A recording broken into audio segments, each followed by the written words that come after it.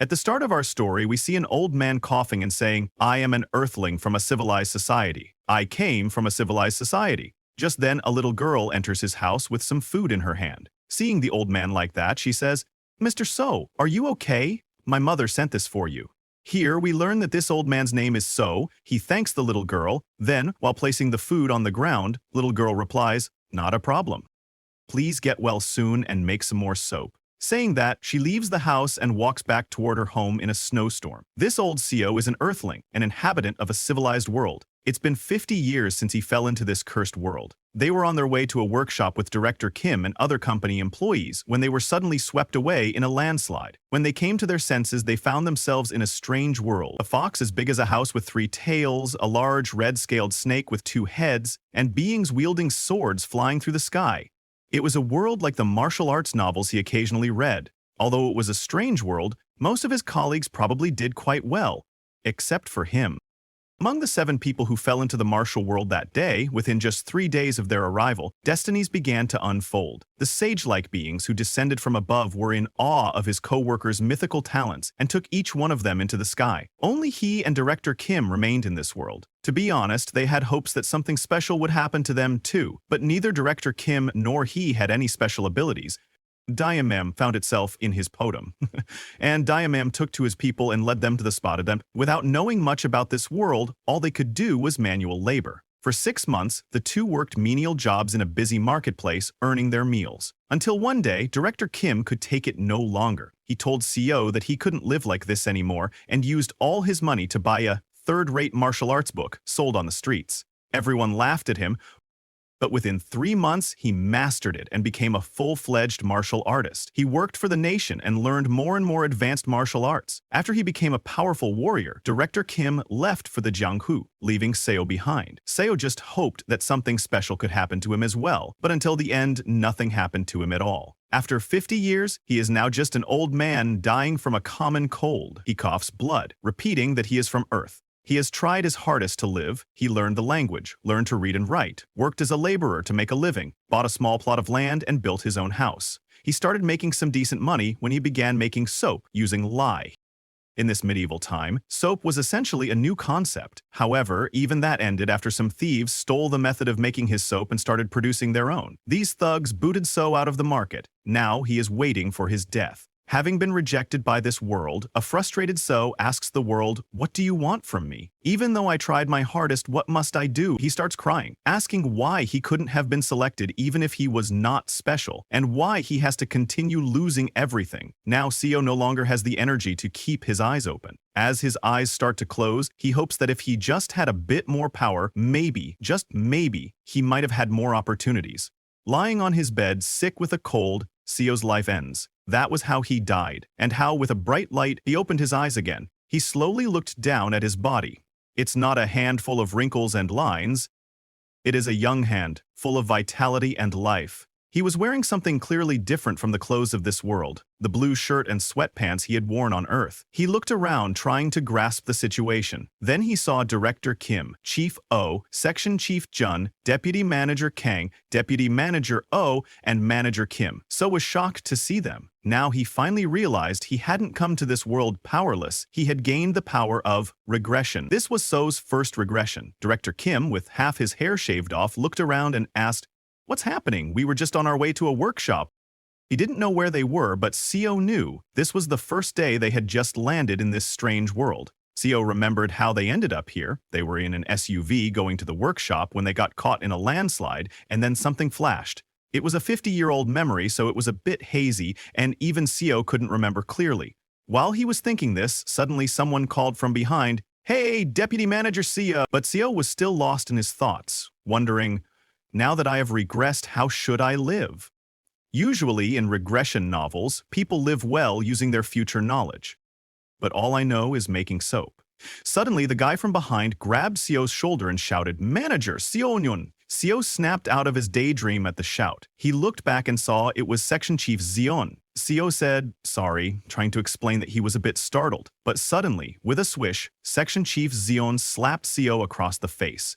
Everyone present was shocked to see that. Section Chief John shouted, "Deputy Manager CO, you bastard, you dozed off while driving on the mountainside. You almost got us all killed." Seo stood there dazed from the slap. He had forgotten this deputy manager title. It was a title he hadn't heard in so long that he didn't realize Section Chief Jun was referring to him. Section Chief Jun looked at Seo angrily and asked, "Manager Seo, do you want to lose your job the moment we get back?" Hearing that, Seo remembered the face he hadn't seen in a long time. Section Chief John Myung-hoon was a son of a bitch. He was the nephew of John Myung-chol, the executive director of the company Seo worked for. At 32, he had already snagged the section chief position through nepotism. When John Myung-hoon was about to charge at Seo in anger, Chief Oh stood up and stopped him. He told John it was enough, because that landslide wasn't something Deputy Manager Seo could have done anything about. But John shouted again, asking, "Aren't you angry, Chief Oh? This insane jerk was dozing off. That's why we're in this situation." Hearing that, Seo remembered that he definitely had dozed off while driving. But the reason he was dozing off was because John had dumped all his work on Seo the day before the workshop, the work John had been putting off, forcing Seo to stay up all night. Thinking about it again, Seo also remembered that originally the one in charge of driving was John. Originally, he was supposed to drive. Pointing at Seo, John shouted, "This stupid bastard. We're stranded because of him." But Seo was slowly starting to recall his memories from 50 years ago. Back then, Seo was so shocked, he didn't understand what was happening. So, unwittingly, he apologized to John. He even thought it was his own fault. Then he went on to spend the next 50 years just like that, apologizing to people even when a group of bandits trampled over him and took his belongings, when a damned martial artist mocked him, or when a regional official took everything he had in the name of taxes. He kept apologizing, but there was one thing Seo realized after years of holding it in. Sure, he had to keep his temper in front of those he couldn't handle, but not in front of everyone. Seo stood up and, with a straight face, said, "Section Chief John, I know you're mad, but now's not the time to be pointing fingers." Hearing that, John got furious and lunged at him, shouting, "You damn son of a bitch." He punched Seo again, shouting, "Are you asking for a fight?" This punch made Seo realize that he didn't need to kneel before someone he could handle. He turned around and punched John in the face, sending him flying. Seeing that, everyone present was too shocked. They could not believe their eyes. So continued punching John. In his past life, Seo had been beaten up by martial artists countless times. He was beaten up by bandits while gathering herbs in the mountains, by more bandits during years of bad harvest, and even by officials because he couldn't pay his taxes. Now, Seo sat on John, not giving him even a chance to fight back. Seeing this, everyone froze in their place, not knowing what to do. In that world of violence, Seo was able to gain something that these people lacked. He gained violence. If one hits someone in the eyes, their fear is amplified, and after being beaten up like this, only 2 words instinctively leave opponents' mouths: "I'm sorry." Those were the exact words John said when Sue hit him in the eyes. Sue may not have the mythical talents mentioned by those transcendent individuals, or the amazing martial arts that would make him famous in the martial arts world, but now he did have the ability to change fate. Director Kim, Chief Oh, Deputy Manager Kang, Deputy Manager Oh, and Manager Kim all were looking at Sue with fearful eyes. Among them, Director Kim spoke up with a trembling voice, "Deputy Manager Seo, no matter what, how could you beat a fellow colleague to that extent?" Seo didn't argue and immediately accepted it, saying, "Yes, you're right, Director Kim. I just got so angry at the moment. I apologize for startling everyone." Since Seo would never see any of the others again anyway, he bowed neatly to Director Kim and the other employees and apologized, saying that since he was the one driving, he was sorry for not doing more at that time. Director Kim told Seo that sure, Section Chief Jun had been a bit harsh, and Seo couldn't really have done anything about the landslide. Even then, Jun overreacted. He asked Seo to apologize to Jun directly. Knowing he would continue seeing Director Kim, Seo followed his words because Director Kim would become one of the strongest martial artists there once he started learning. If Seo supported him as much as he could in this life, he was sure he would get something out of it too. That meant he needed to get on Director Kim's good side now. Seo turned to Jun and, while offering a helping hand, apologized, saying his reaction was not warranted. Han, whose face was swollen from Seo's beating, looked angry and was about to crush him, but he stopped after seeing Seo look at him with dead eyes and no fear. After everyone calmed down, Director Kim looked toward the forest and suggested, "Why don't we try to get out of these woods and look for a village?" Seo agreed because that was the logical thing to do, but he knew that here, immortals flew wild, trying to secure their immortality, and the only rule that reigned in this land was, "The strong devours the weak." The people of this place, the Miram, fought with swords for wealth and honor. This forest's name was Ascension Path. There was no village, city, or nation anywhere around here. CO suggested to Director Kim, since the sun is going to set soon, why don't we set up a shelter somewhere safe? Director Kim thought CO's suggestion was right, but asked, what about the car? There's quite a lot of things in there that we packed for the workshop. In that car, there were many things they could use, but only CO knew they wouldn't be able to find the car. He also knew they wouldn't believe him, so he decided to just let them look for the car instead of wasting his energy trying to convince them. He suggested that they should split up. Then, one team could look for shelter and the other could look for the car. They would meet back here before it got completely dark. After a few hours, CO started a fire in a cave near the place they first arrived. While eating, a black-haired girl told the others that she didn't get it. We were caught in a landslide while we were in a car, so how did we end up here while the car is gone? Director Kim agreed with the girl, saying he didn't get it either. Everyone was sitting around the fire eating. Pointing at the food, a girl commented, "This tastes like chestnuts." Hearing that, Seo asked her if it was crunchy. He told them he had a lot of it, so they could have as much as they wanted. Hearing that, Director Kim laughed and said, "It's a pretty serious situation, but thanks to Manager Seo, we're having fun." He praised Seo, saying, "I knew you were this dependable even back in the company." While everyone was eating, Seo noticed John sleeping in a corner, refusing to eat anything. Director Kim spoke a little louder so John could hear. "Manager Seo, if I remember correctly, you were tired while driving because you had to work late yesterday." Others agreed with Director Kim. A brown-haired girl told Director Kim, "He's right, their manager is really diligent." A red-haired girl also praised Seo, saying, "It feels like we're camping thanks to this cave manager Seo found." Seo knew they were right, because in his past life, they only found this place after being lost in the woods for hours, but he acted modest and told them he was just lucky. Hearing that, everyone laughed and told Seo he could just take the compliment. Seo also thought that he should enjoy this moment because tonight would be the last time they could laugh like this. The next morning, trembling in fear, Seo offered his greetings to the Lord of the Forest. The Lord of the Forest he was greeting was a huge seven-tailed fox with red glowing eyes. The fox looked at Seo and, with a smile, said, "Human, you have quite a unique scent for a human. Despite having lived thousands of years, I have never smelled humans like you." Hearing the commotion outside, the black-haired girl woke up. She came outside and asked Seo what had happened. But when she saw the huge fox, she got scared and screamed. Hearing her scream, others also woke up and came out of the cave.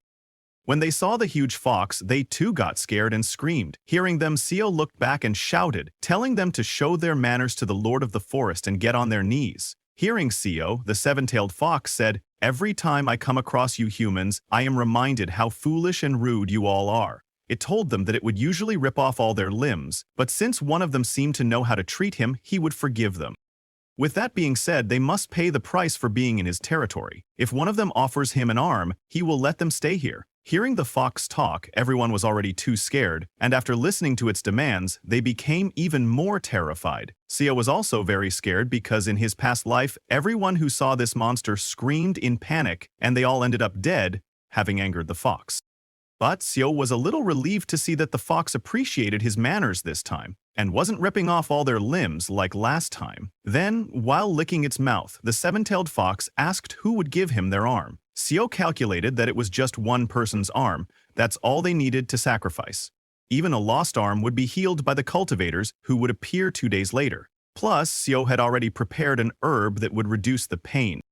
Thinking all that, Seo removed his sleeves and extended his hand toward the seven-tailed fox. While trembling, he told it that he would offer his arm. Everyone was shocked that Seo was sacrificing his hand for them. The seven-tailed fox opened its mouth and immediately lunged at Seo, saying, "You know your manners, so I will try to make it as painless as possible in return." Then, in the next second, with a loud scream of pain, Seo lost one arm. The seven-tailed fox completely bit off Seo's hand and ate it. Everyone looked away. They couldn't bear to see the horrifying scene right in front of them. Seo was in too much pain.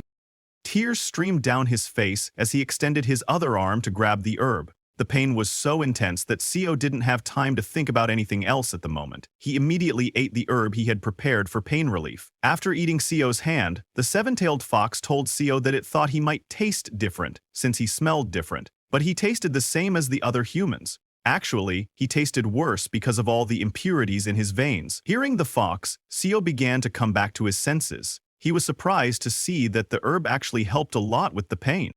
After calming down, Seo apologized to the seven-tailed fox, saying his offering was not good enough. But the fox was not interested in talking. It turned around to leave, telling them that it would allow them to stay for 7 days in its territory and that they wouldn't die thanks to its divinity. Saying that, it leapt into the sky with super speed and disappeared. After the seven-tailed fox left, a worried group ran toward Seo to check on him. Seo slowly stood up and asked everyone to go inside, saying he would explain everything. Once inside the cave, Seo slowly told them that he had met the fox when he left the cave early that morning. The fox told him that they were in Muram. Everyone was shocked to hear they were in Muram. Director Kim asked Seo if he meant they were really in Muram because it was unbelievable. Seo said it didn't matter and told them they would be safe for a week since he had given up his arm. Hearing that it was just a week, Director Kim asked Seo what would happen after that. Breathing heavily, Seo told Director Kim that they would need to give up something else the following week. Hearing that, everyone was stunned. As the herb's effects kicked in, Seo started to get sleepy. He told the others that he was getting sleepy and would rest a bit, hoping they would understand. Saying that, he fell asleep right there. Then, 15 hours later at night, Seo woke up alone in the cave. He heard his colleagues talking outside. They were all angry at John, asking him how he could say that Manager Zoe sacrificed his own arm. John argued back, asking, then who wants to give up their arm and leg every week? But Chief O told John that Manager So was very useful since he was the one who provided them food and shelter. Then John suggested they should learn as much as they could from So in a week, adding that since So had already lost an arm, he wouldn't last long anyway. That's why they should have him be the sacrifice again. Joan said all that, not knowing Seo had woken up and was listening from behind. Seo was surprised to hear that now that he had become debilitated, Joan wanted to chop off one of his limbs every week to give to the fox. That was definitely not pleasing.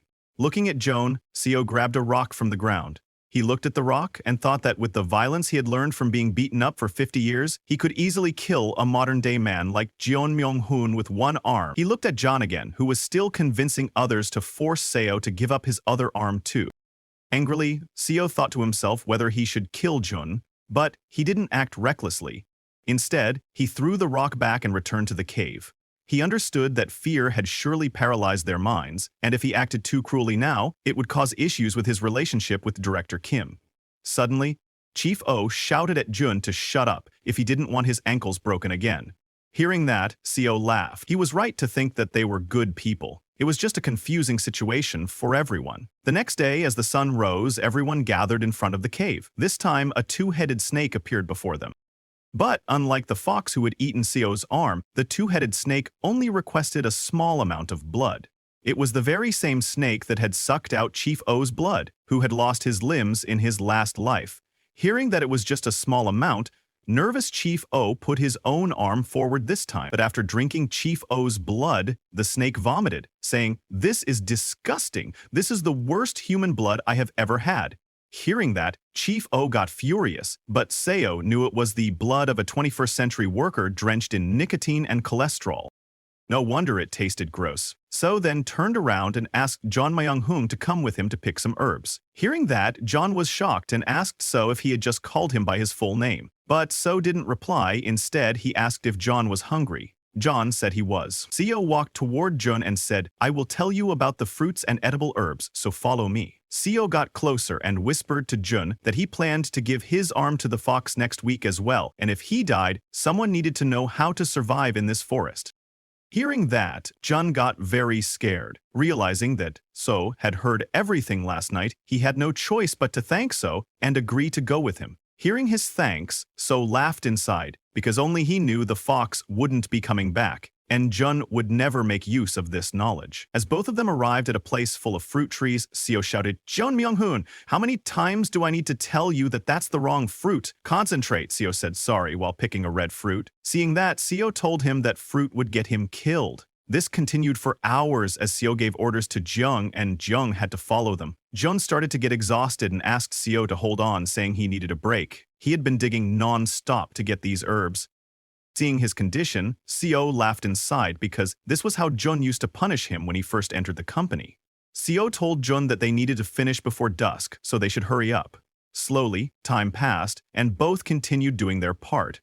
Then, suddenly, Jun dug out a very large ginseng. Jun was shocked to see it. He held it in his hand and said, "This thing is massive." He asked Seo if this was natural ginseng. Seo told him it was something like that. Seo knew that while it did resemble ginseng, to be precise, it was a yellow bamboo root. It might be because the ascension path was so full of energy, but yellow bamboo roots, which are typically as small as a pinky finger, grew to this size here.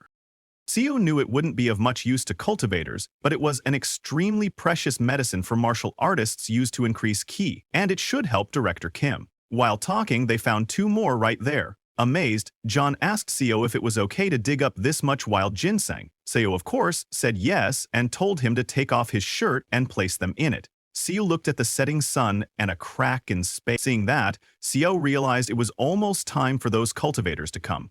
He asked Jian, "Let's head back." As they returned to the cave, suddenly the crack Seo had seen before exploded with a huge blast, releasing massive amounts of spiritual energy into the sky. At the moment of the explosion, Chun fell to the ground, screaming while grabbing his head. Not only him, Chief O was in the same condition along with Manager Kang. All three of them were clutching their heads, screaming in pain. Seeing this, Director Kim began to panic, asking what had happened to them. Just then, three cultivators appeared, flying into the sky. Looking at John, Chief O, and Manager Kang, a cultivator named Buko wearing golden clothes, said, "What a surprise! To think we'd find such uncut talent here." A black-clothed cultivator named Hyogwok told Buko to go away, saying they were his. Hearing that, the third cultivator wearing blue clothes called Hyogwok shameless. Seeing these cultivators, Director Kim got scared and asked who they were. The cultivators noticed there were 7 people, but only the 3 had spiritual roots. The rest were just normal mortals. Then Buko raised his hands and created a ball of lightning. He struck Jun with it, and Jun screamed in pain as thousands of bolts of lightning entered his body. When Buko stopped, he was amazed to see how incredible Jun's body was. It was the body of heavenly golden thunder. Then Hyogwok came forward, telling Buko to move because it was his turn. Hyogwok was holding a musical instrument, and as he started playing, Manager Kang, who was covering her ears, suddenly began screaming in pain. But it wasn't a normal scream. It was so loud that the whole forest echoed. Seeing that, Hyowok got too excited, realizing that Manager Kang had the ghostly yin transforming immortal root. He hadn't thought such a thing really existed. Then it was the third cultivator's turn. He landed on the ground and, grabbing Chief O's shoulder, injected his spiritual energy into him. He checked Chief O's body and found that it was a unique holy body. Chief O was too shocked, asking the cultivator what was going on. The cultivator smiled and declared that he would take all 3 of them as disciples of the Azure Heaven creation sect, because all 3 had the talent to change the entire world. With a deep voice, he asked Chief O, "How does that sound, Chief?" O was terrified in the cultivator's presence. He couldn't even breathe. He was confused, wondering what this force was and felt like he would die if he refused. Suddenly, Hyogwok came down and asked Chief O to join the Black Ghost Valley instead, saying they had every cultivation method, immortality, the power to overturn the heavens, fame, and wealth. He promised to ensure they would get all of those things within 100 years. Suddenly, Buko also came down and asked Hyogwek what he was saying, claiming that the Golden Divine Heavenly Thunder sect was the most suited for them. While they were talking, Director Kim intervened and asked the cultivators if they could get them out of this forest because at this rate they would all die there. But the cultivators completely ignored him. Buko took out a bottle and opened its cap, saying, "Mortals worry too much. How did you get to the ascension path with such a worthless body?" Saying that, he pointed the bottle's mouth toward Jean, and the bottle sucked Jean inside. Jean could only scream for help. Then the blue cloth cultivator took Chifo and looked at Siuv. He smiled and said, "Seems like one of them lost an arm to that fox," and seeing the wound, he offered it up himself. He used his spiritual power to heal Sio's hand, telling him that he may be a mere mortal, but he had guts. Sio's whole hand grew back, and he thanked the cultivator. Hyogwok also took Manager Kang with him. Then all 3 cultivators flew back into the sky and, while leaving, told Seo that they had captured all the beasts and monsters of the Ascension Path on their way here, so it would be safe here for the next 10 years. Seeing them leave, Director Kim chased after them, asking them to hold on and to tell them where to go because they didn't even know which way to take to leave. He called out to Section Chief Jeong, Chief O, and Deputy Manager Kang, but it was no use. The cultivators flew into the sky and disappeared. Seeing them go, Seo was very disappointed, but it was no use because the same thing had happened 50 years ago. No matter how hard they shouted, those cultivators ignored them like insects and continued on their way. Seo was a little relieved that at least they had healed his arm. While chasing after them, Director Kim ran out of breath and fell to the ground, asking, "What do you want us to do in a forest like this?" But before he lost all hope, suddenly Director Kim saw many beams of light flying in the direction those cultivators had gone. Seeing that, he got confused and asked, "What are all those lights in the sky? Is there something in that direction?" But Director Kim could not leave his team behind, so he returned. The next day, it was a rainy day with lightning striking all around. All four Manager Kim, Manager, and Director Kim were hiding in the same cave. But Deputy Manager O's condition was not good. She was coughing up blood while lying on the ground. Manager Kim asked Se if there was some kind of herb they could use because Deputy Manager O was in terrible condition. She was panicking, not knowing what to do. Knowing the future, Se told Manager Kim, "Let's wait a little longer. Someone might appear and heal her." Hearing that, Manager Kim got confused. Suddenly, they heard someone's footsteps. Someone entered the cave and said, "Mortals in the Ascension Path are like ants suffering among the competition between dragons." Seeing that man, Director Kim jumped right in front and asked, "Who are you?" The person smiled and said, "I am the Sea Dragon King, Soehuol." Soehuol. The Sea Dragon King, Hueol, told them that Deputy Manager O was controlling the storm outside. Hearing that, everyone was shocked. The Sea Dragon King explained that the storm suddenly appeared out of nowhere, so he came to look for its cause. Pointing at Deputy Manager O, he said that the lady lying over there must have used the sorcery of the storm. The Sea Dragon King was amazed, because she was an ordinary woman without even a trace of cultivation, so how could she wield such overwhelming power? Additionally, she was not even doing it consciously, which was very strange. Hearing that, Seo told the Sea Dragon King that actually, they were the confused ones. They had only been in this place for a short time, yet, one after another, powerful people like him appeared and took away their companions. Hearing that, the Sea Dragon King couldn't control his laughter. He asked So if he was saying that among his colleagues there were a few with extraordinary potential. And then, as if prearranged, powerful cultivators showed up and took them away. And now, here he was, conveniently appearing in front of this woman. Seo told the Sea Dragon King, that's exactly what happened." Looking at Seo, the Sea Dragon King smiled and asked, "Dear mortal, do you know where we are?" He told Seo that this place was known as the Ascension Path, or the Path to Ascension. It was a key gateway that leads to the upper realm. In just a few months, a dimensional rift called the Ascension Gate would open right around here. It happens once every 1,000 years.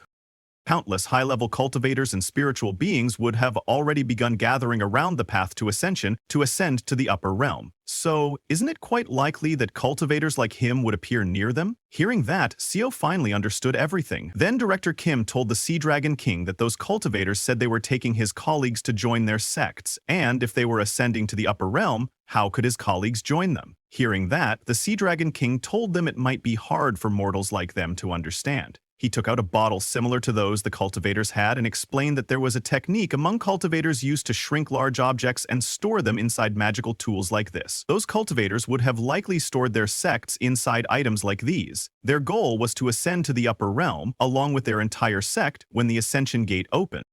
The Sea Dragon King told them that in fact he too had packed one of the undersea castles of his Sea Dragon clan inside this very item. Inside it, 1,800 sea dragons lie dormant. Hearing that, Seo and Director Kim's jaws dropped in shock. The Sea Dragon King patted Deputy Manager O's head, saying she was how peculiar and intriguing. If she were to join the Sea Dragon clan, she could become something extraordinary. Seeing him patting the unconscious Deputy Manager O's head, Director Kim jumped to stop the Sea Dragon King, but the next second he fell to his knees as a very powerful force pinned him to the ground. When Director Kim tried to fight that force, it increased every time, putting more pressure on him.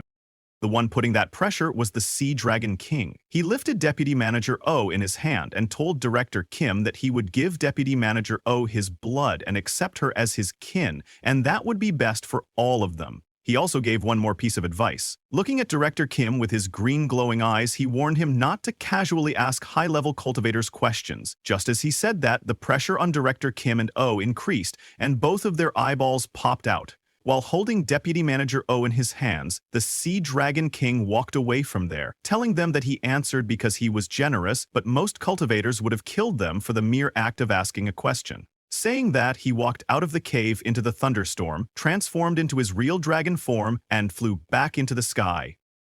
Then, the next morning, the thunderstorm suddenly stopped and the weather cleared. Manager Kim was too shocked by the fact that all her colleagues had been kidnapped. She could not understand what was happening. An avalanche out of nowhere, then immortals and dragons abducting their companions? She could not digest all of this and began to lose her mind. Seeing her like that, Seo approached, trying to calm her down. But while shaking, Manager Kim said, "Manager Seo, please, you must not be taken as well. If you're taken too, I won't be able to survive in this forest alone." Saying that, she started crying. Seeing her like that, Seo wanted to reassure her that he would not leave her, but he knew that unfortunately, their time was up. Just then, Manager Kim felt something in her head and screamed. She fell to the ground, grabbing her head, and told Seo that something was coming. Seeing her screaming, Director Kim came running and asked what's wrong with her now. Suddenly, the whole jungle went wild. All the birds in the sky and all the animals in the forest started running for their lives. Manager Kim started shaking and told them that it was Head. Hearing that, Director Kim got confused, and before he could understand anything, suddenly an old man riding a mechanical lion appeared. That old man was shocked to see mortals there and asked how mere mortals had gotten into the path to ascension. But looking at them, it didn't take that old man long to understand that when the ascension gate was about to open, the surrounding space became unstable and they must have been caught in a spatial storm. He laughed, praising himself as a genius for understanding it immediately. He then came down from his mechanical lion and asked them who was the one who had just emitted that massive consciousness. He laughed, saying that it was such a powerful presence he had thought a sage from the upper realm had descended. Looking at Deputy Manager Oh's condition, he asked if it was her. Director Kim came forward and stopped the old man, saying, "Who are you?" "Manager Kim is our colleague." But with just one swing of his finger, the old man sent Director Kim flying to one side. Seeing that, Seo immediately jumped to catch Director Kim to protect him. He caught Director Kim but was also sent flying, crashing to the ground. Director Kim was uninjured and thanked Deputy Manager Seo, but Seo didn't respond. Seeing that, Director Kim panicked and helped Seo up. To their surprise, Seo's whole back was exposed and injured because of crashing on the ground. Director Kim was shocked seeing that and asked Seo if he was all right. Seo, in a slow voice, told Director Kim he was okay. On the other hand, the old man went to Deputy Manager Oh and grabbed her by the chin, asking, "Child, let me take you in. You don't have any spiritual root, but I can awaken it for you with my power." The old man wondered what would happen if such a strange consciousness evolved into a cultivator's divine consciousness. Hearing that, Deputy Manager Oh started crying and looked at Seo and Director Kim for help. Seeing her looking at them, the old man looked at Seo and Director Kim and asked if she was still clinging to her worldly attachments even after he offered to take her in. This made the old man angry. Using his powers, he grabbed both Seo and Director Kim by the neck and lifted them into the air. Both of them started struggling to breathe. The old man told Deputy Manager Oh that he would sever all her worldly ties for her himself. Seeing both of them struggling like that, Deputy Manager Oh got very scared. She started crying, begging the old man to please stop. She told him she would do anything he asked if he just spared them. Hearing that, the old man told Deputy Manager Oh that she must forget all her worldly attachments. While crying, Deputy Manager Oh told him she understood. After hearing that, the old man spared Seo and Director Kim, and both of them fell to the ground. But the old man knew that if he left them there, she would remain attached, so he decided to return them to a mortal nation nearby. Saying that, he used his spiritual powers and opened a portal. The old man told Deputy Manager Oh that both of her colleagues would be randomly scattered through a dimensional rift, and not even he knew where they would land. Just as he said that, the huge portal opened and started sucking both Seo and Director Kim inside. Director Kim was immediately sucked into the portal before he could even understand what was happening, while Seo, before getting sucked in, used all his power to grab the herbs he had collected the previous day. Then both of them got sucked inside. Deputy Manager Oh at the opening of the portal was crying for them. As the portal closed, everything turned black. Suddenly, a whole crowd's voices filled their ears. A street vendor's voice came saying, "We have the finest silks in Yangguo. We have newly arrived scriptures from Shenzi." Both Seo and Director Kim were lying unconscious on the ground. Seo was the first to regain consciousness. As he stood up, he looked ahead and saw that he was in an alleyway, with many people walking down the street ahead. Seo didn't recognize this place and wondered where he was. The reason he didn't recognize it was that in his previous life, he hadn't fallen into a place like this. He slowly stood up, realizing that the immortal had been telling the truth, that where they landed was random. As Seo walked out of the alleyway, he found that this path felt familiar for some reason. Looking around, he finally understood that this was the place he had once lived in for those 50 years. There was a huge 10-story building right in front of Seo. Seeing that building, he finally recognized that this was the capital of Yangguo, Seokyung City. After witnessing the scene outside, Seo returned to Director Kim and woke him up. Director Kim was very exhausted and told Manager Seo that he couldn't keep up with what was going on anymore. Sitting beside Seo, he told Director Kim he felt the same way. It would be nice if this was all just a dream. Director Kim couldn't believe that it was just the two of them left behind, but he thought he should be relieved that they weren't taken by those monsters.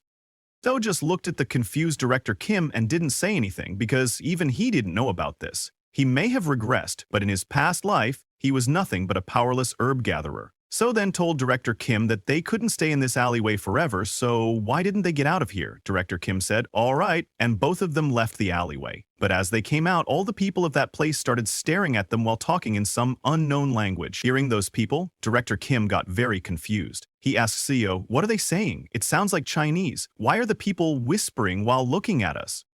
Seo told Director Kim those people were saying the clothes both of them were wearing looked funny. Hearing that, Director Kim was shocked. Seo smiled and told him not to worry because he knew a bit of Chinese. Director Kim wanted to ask him something, but seeing Seo's injured back, he didn't ask and said, "That's great," Seo said that, but in reality he lied to Director Kim. The language those people were speaking was not Chinese. Other than the fact that they used the same characters, it sounded completely different. In his past life, Seo had to endure the mockery of beggars for 2 months just to learn the basics of the language, but now there was no need for that. So took out the herbs he had collected earlier and asked Director Kim if they should get some new clothes. Hearing that, Director Kim was confused and asked how, because he felt like the people of this place wouldn't accept their money.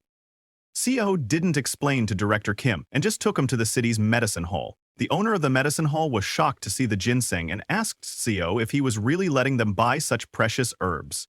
Seo acted tough and told the owner that those yellow bamboo roots were at least 800 years old.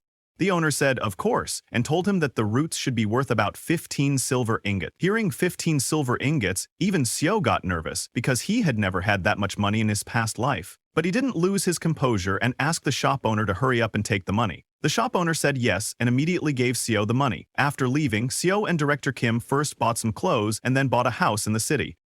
Director Kim was shocked to see the house they were going to live in. Seo said yes and told Director Kim that from today onward, he would teach him the language of this place. Hearing that, Director Kim got very happy and thanked Manager Seo.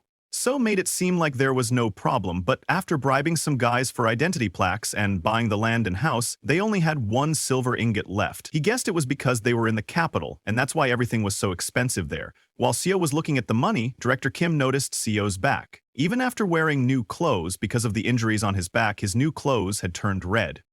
Seeing how much Seo had helped him, Director Kim suggested to Seo that since they were in a whole new place now, why didn't he just call him by his name? Surprised to hear that, Seo told Director Kim that he was fine with that. Director Kim smiled and thanked him while calling him by his full name, So Eun-hyun. Then at night, after settling down in the house, Seo explained to Director Kim that the reason he was able to get all that money was because he sold those herbs.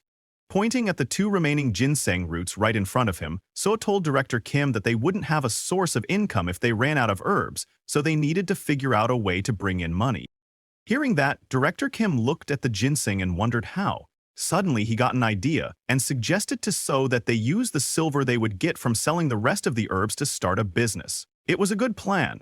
Seo knew that with all the money they could get from this, as well as Director Kim's skill set from having been a director in a mid-sized company, they should be able to make a living. But that wasn't enough. Seo thought that since he had regressed, why not dream bigger?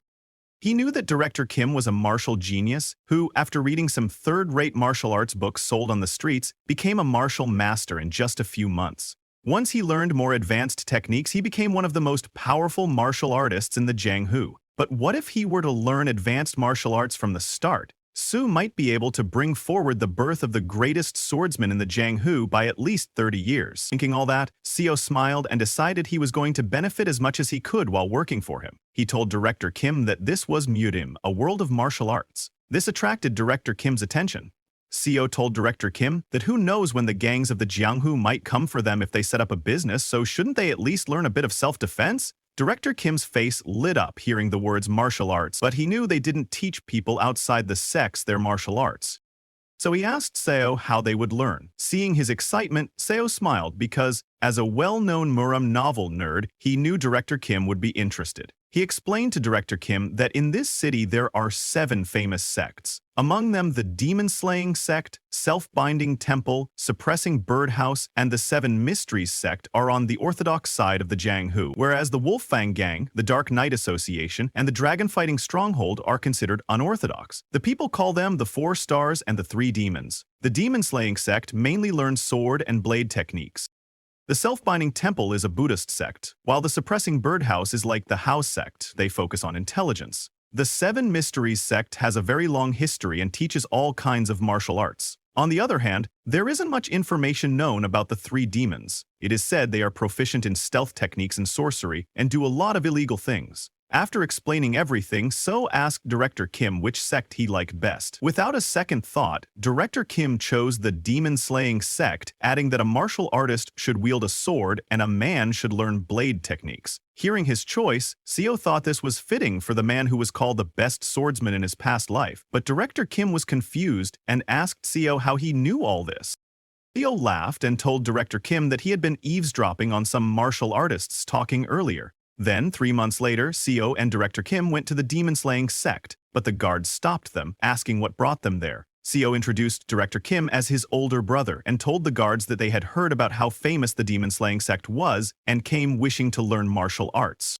The guard of the demon-slaying sect was a very strict, muscular guy. He looked at Seo and Director Kim's clothes and thought they looked like they had a decent amount of money, but he told Director Kim that learning martial arts at his age would be difficult.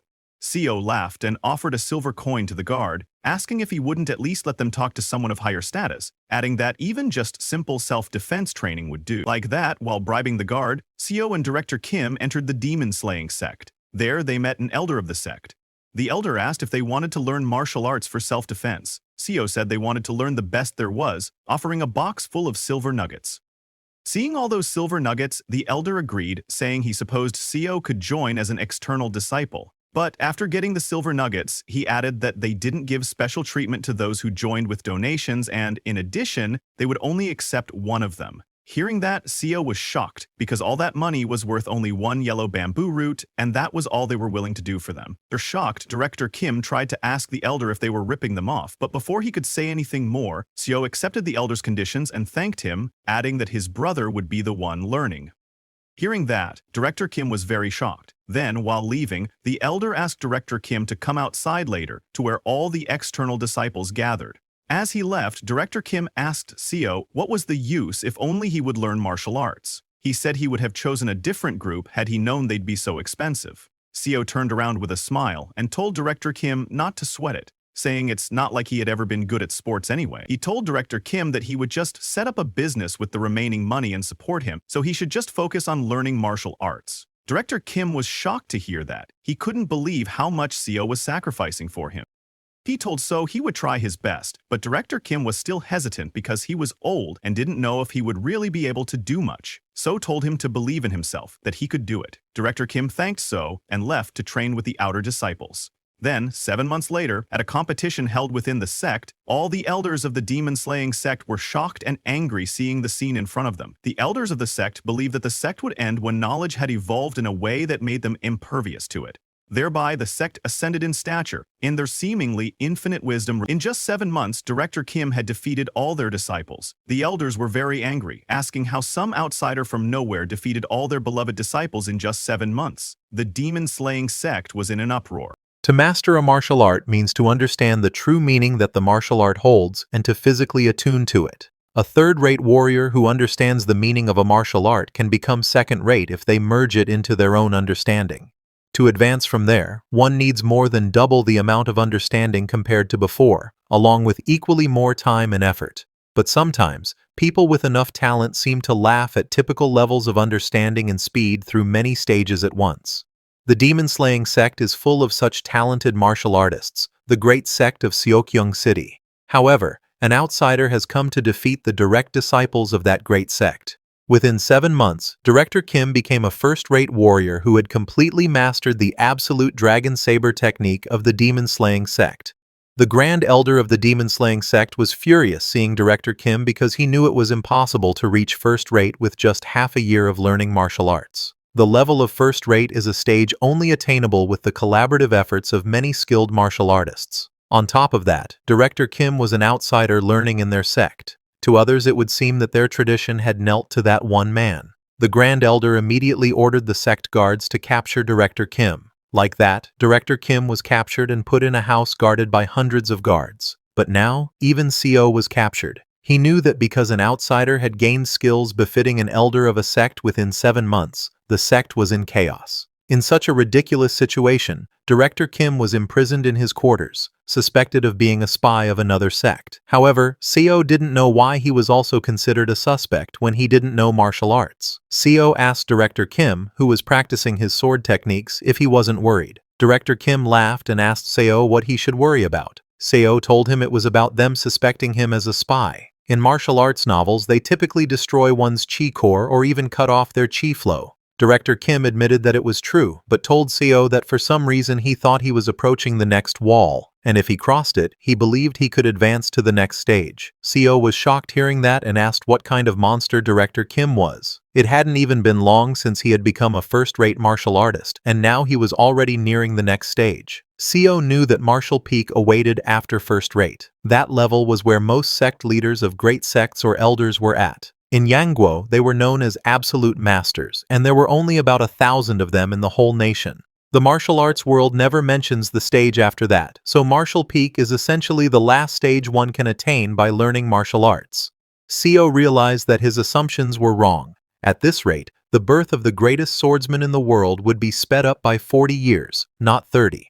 Then, 7 days later, CO and Director Kim were still in captivity. But during this time, Director Kim was not resting. He was practicing and meditating. After 7 days, all the energy he gathered turned into tree energy lotus flowers. Director Kim inhaled that lotus energy through his mouth. CO was shocked to see those lotuses because he knew that those were the flowers of chi that only appeared to peak martial artists, and 3 flowers gathered at the summit. After completely absorbing those chi flowers, Director Kim stood up and told So he had crossed the barrier, and now he was not so scared of the demon-slaying sect leader anymore. Hearing that, CO laughed and told Director Kim that his talent far exceeded his imagination. Director Kim smiled and told CO that he was also impressed by himself. He never knew he would have such talent. He mused that maybe this was why he always loved martial arts novels as a kid. Just then, an elder of the demon-slaying sect, accompanied by many guards, entered the house and announced, "Here comes Jim Young-hoon and his comrade." The elder took out a paper and told them they had orders from the sect leader to destroy the chi core of the spy who dared to steal the martial arts of the demon-slaying sect. Hearing that, Director Kim looked at the elder angrily, but Seo got scared and tried to explain. "We weren't spies, we were just—" Before he could finish, the elder punched Seo in the face, telling him to be silent because they had even heard the two of them speaking in a code-like language. He ordered the guards to restrain them. But before they could act, Director Kim pulled out his sword and before anyone could react, cut down the elder's hand with lightning speed. The elder was shocked to see that and also lost his sword. Director Kim pointed his sword at the elder and told him that this was his first sect and he wasn't a spy. However, a guard standing behind didn't listen and jumped to attack Director Kim. Before his sword could even touch Director Kim moved with lightning speed and cut down the hands of all the guards in the room. Seeing that, all the guards started running away, realizing that he was a peak-level martial artist. They immediately went to inform the sect leader. Seeing them running away, Director Kim told Seo that he intended to visit other sects to train and asked him what he would do. Seo immediately replied that he would accompany Director Kim and suggested they go to the acclaimed unorthodox sect, the Dragon Fighting Stronghold. Hearing that, Director Kim laughed and told him to go ahead and that they would meet there, adding that he would end the pursuit of the demon-slaying sect's elders and leader. Then, a few hours later, at the Dragon Fighting Stronghold's mountain range, Director Kim was standing on top of a cliff with his sword and asked Seo what took him so long. Seo, breathing heavily after climbing for so long, laughed and told Director Kim he was just too fast. While talking with Director Kim, Seo's attention was on the sword Director Kim was holding, which was soaked in blood. Seeing the sword, Seo thought that Director Kim used to call him Violence Out until recently. But even if it was to survive, this world changed them into something else. Seo thought it'd be great if they could return, not to this martial arts world, but to everyday life on Earth. And if he were to regress, he wished he could just return to Earth. Thinking all that, Seo climbed the mountain and followed Director Kim, knowing that it couldn't be helped. Now that they were here, they needed to do what they could.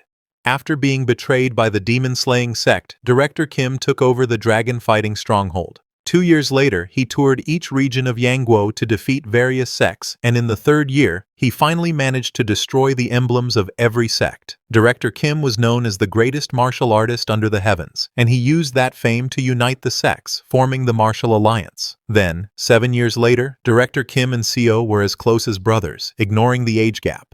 Director Kim created a martial art specifically suited for Seo and gave him the martial arts manual, saying, "This is the Severing Mountain Sword." Seo took the manual and started reading it. Director Kim explained to Seo that he named the martial art hoping Seo would inherit its will that could even cut down mountains. If he mastered the Severing Mountain Sword, he knew Seo would be able to reach martial peak. Reading the book, Seo was shocked because, aside from the things Director Kim had told him, the Dragon Vein Chi method created alongside it was true first-rate martial arts, very different from any second- or third-rate martial arts. It was a very powerful technique, and Seo started practicing it. But if there was a problem, it was that even then Seo could not learn it, and would fall to the ground immediately when facing Director Kim. Seeing that, Director Kim told Seo that he really had no talent. Yes, Seo's talent was absolutely terrible. Even though the best martial artist under the heavens created a martial art suited for him and taught him one-on-one, Seo barely made it to 3rd rate after an entire year. A year later, Seo admitted that it couldn't be helped. He told Director Kim that he did have some talent in medicine at least, as people are talented in different areas. Then, one day after the decade had passed, Seo witnessed something amazing. He saw Director Kim meditating with 5 chi flower balls forming above his head. Seo was amazed to see that because this was a level he had only heard of in legends. It was 5 energies converging to the origin. Suddenly, Director Kim's whole body started releasing huge amounts of internal chi. All his bones and joints began cracking, and the energy around him completely changed as Director Kim's white hair of old age turned black again. It was a divine scene as Director Kim's whole body went into transformation, releasing so much energy that even standing nearby was impossible. After everything calmed down, Seo looked ahead and was shocked to see Director Kim. Director Kim, who had turned into a young man, laughed and asked Seo what had him so surprised. His voice, his face, and his body had completely turned into that of a young man. This is called skeletal restructuring. Shocked, Seo called Director Kim brother, telling him he looked even younger than him. Director Kim laughed, asking if he really looked that way. He told Seo he felt so full of life, like he could do anything. Seo told Director Kim that the world would be shocked when they saw him completely transformed. While wearing his clothes, Director Kim said certainly. He walked toward Seo and told him that it was about time he handed over the Murim Alliance to the next leader. But Seo knew that there was no one who caught Director Kim's eye. Director Kim told Seo that he was right. The Murim Alliance leader, by definition, needed a certain level of martial arts, but there wasn't a single one who truly understood martial arts. Seo laughed and told Director Kim that was because he was abnormal. Where else in the world would there be a genius like him? Director Kim looked out the window to see the disciples practicing martial arts and told Seo that even so, they needed to find someone. But Seo insisted there were no talented people. Then, 25 years later, in a building in the middle of the Murim Alliance, Seo was writing with a brush. 35 years had passed since he had started his life again in Deongseonhyang. His hair had turned gray as he was already in his mid-60s. Now he wondered where young Director Kim was and what he was doing. A year after his transformation, Director Kim handed over the position of Murim Alliance leader to the next generation and retired. Seo too wanted to retire with him then, but to set the chaotic Murim Alliance straight, he had to remain in the position of the Murim Alliance's strategist for a long time. Director Kim told Seo that he wanted to wander the martial world and travel all over Yon Kingdom. Perhaps because of that, he didn't even come to Seo's retirement ceremony in the end. Old Seo came out of his room to get some fresh air. Looking around the house, he felt lonely. He had bought this house with a big heart using his retirement money, but it was too big to live in alone. That was the problem. While he was thinking about all that, suddenly he heard someone coming out of the bushes. He got alert and asked, "Who's there?" But when he got closer to check, He was surprised to see Director Kim there in torn clothes. He asked Director Kim what was with the beggar's appearance and why he hadn't even come to his retirement ceremony. "Where did you go?" Director Kim laughed and fell to the ground. Seeing him like that, Seo asked if something had happened. Looking at the sky, Director Kim told Seo that he truly thought he had blessed martial talent. Sitting beside Seo, Director Kim asked, "Isn't that right? If I'm not a genius, then what am I?" Director Kim said, "That's right. I am clearly a martial arts genius. Perhaps in this Yan Kingdom or among ordinary people like me, no one can match my martial talent." Hearing Director Kim call himself an ordinary person, Seo got confused and asked how he could be ordinary. "Who under this sky doesn't know that you are the world's #1? Before Seo could finish his words, Director Kim said in a deep voice that he fought against those cultivators and asked Seo if he remembered them. 35 years ago, those monsters who kidnapped their comrades and flew in the sky. Seo, who had experienced that time twice, immediately remembered and was shocked to find out they were cultivators. Seo knew that they didn't easily reveal themselves but secretly worked throughout the Yan imperial family and manipulated Yan Kingdom itself. After establishing the Murim alliance, as its influence grew somewhat in Yan Kingdom, those cultivator forces began to seriously interfere with them. Director Kim was displeased with this, but to defy them was to fight against the nation itself. So, to protect the Murim alliance, they had no choice but to obey them. Because of that, Director Kim stepped down from his position as Murim alliance leader and, as a human, sought them out alone throughout Yan Kingdom to contend with them. Director Kim told Seo that those cultivators were truly hard to find, and even if he found one and tried to fight, they completely ignored him, saying he wasn't worth fighting for. Then they would leave using illusions or flight techniques, making it hard to seize an opportunity. But 5 years ago, he finally got to fight a cultivator. Hearing that, Seo got very excited and asked Director Kim if he won. Director Kim told him that he did. Hearing that, Seo laughed and told Director Kim that if he had done that during his time as Murim Alliance leader, he would have grabbed him by the back of his neck. But while shaking hands, Director Kim told Seo that fighting for his life against that cultivator who had reached the Qi condensation realm, he could barely scratch his fingertip. Hearing that, Seo was shocked. Director Kim said that the cultivator he fought said even if Director Kim just grazed his body, he would count it as Director Kim's win, so he did win. Still, Director Kim was very disappointed. Seo then asked him if the cultivator at the Qi condensation realm was one of the 10 great masters of the cultivation world or something like that. Director Kim said no and told Seo that the cultivator said his realm was second from the bottom in the cultivation world. In martial arts terms, he was a second-rate warrior. Hearing that, Seo was stunned. He could not understand anything and asked Director Kim what nonsense he was talking about. In his past life and in this life, Seo knew that cultivators were formidable beings, but Young Hoon's martial arts clearly touched the heavens. He was a person who literally used skywalking to perform martial arts in the air, and could cut through millennium-old steel and buildings like tofu. But such a martial arts genius, all he could do was scratch the fingertip of a bottom-tier cultivator. With disappointment on his face, Director Kim said, "I was a frog in a well. We can never stand against cultivators. They are like natural disasters." Hearing all that, Seo started sweating. He got scared hearing Director Kim's stories. But then Director Kim took out a hand from his pocket, telling Seo that today he cut that cultivator's wrist. Hearing that, Seo got happy and asked Director Kim if that didn't mean his martial arts surpassed that cultivator. But Director Kim immediately declined and told Seo that the cultivator just put on a talisman and his hand grew back. Saying that, Director Kim stood up and told Seo that it seemed his martial path ended here.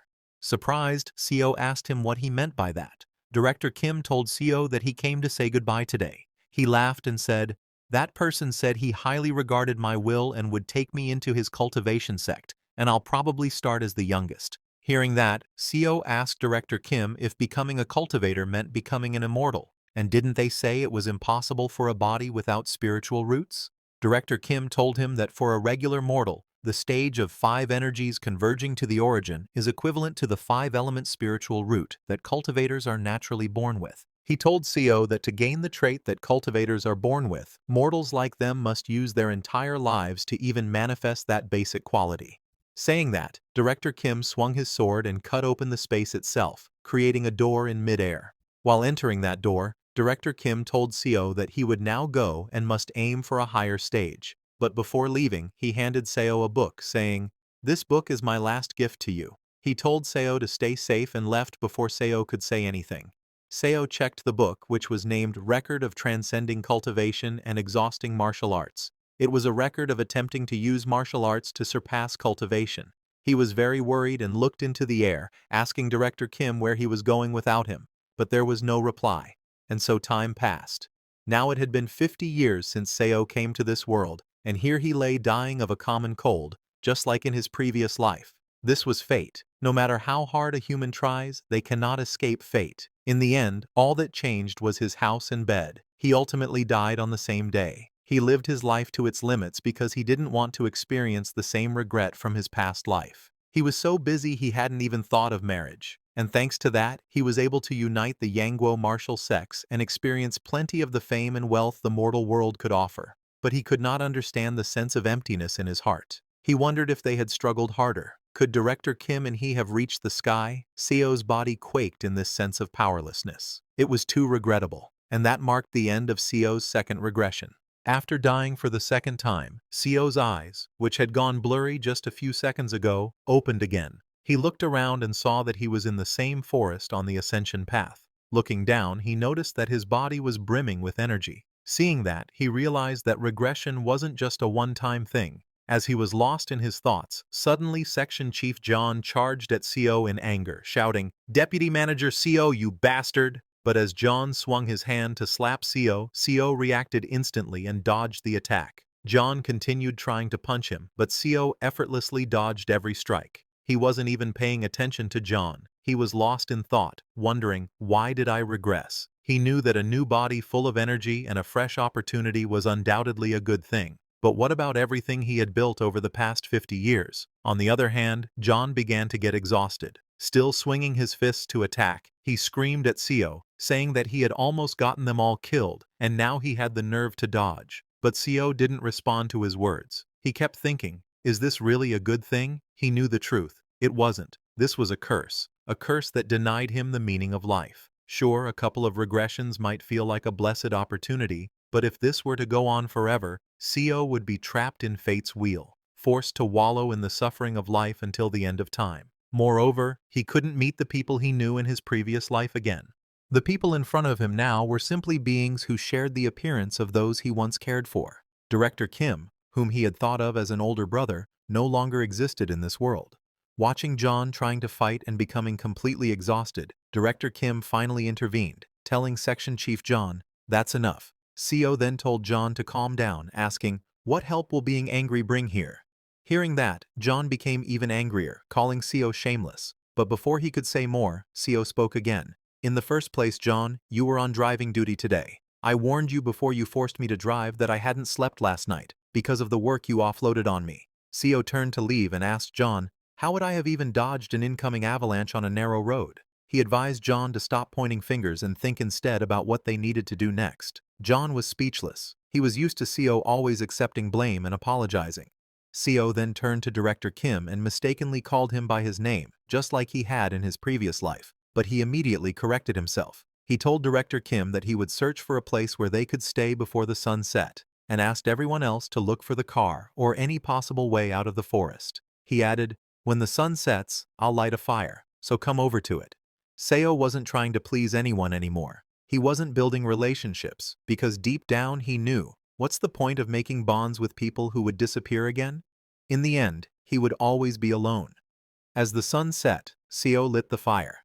After searching for the car, they all returned and saw the fire, Seo sitting beside it, the others asleep. But only Seo was awake, his eyes wide with fear. He feared the unending regression, the infinite loop of time. He knew this ability had to be removed and wondered if it would vanish if he somehow returned to Earth.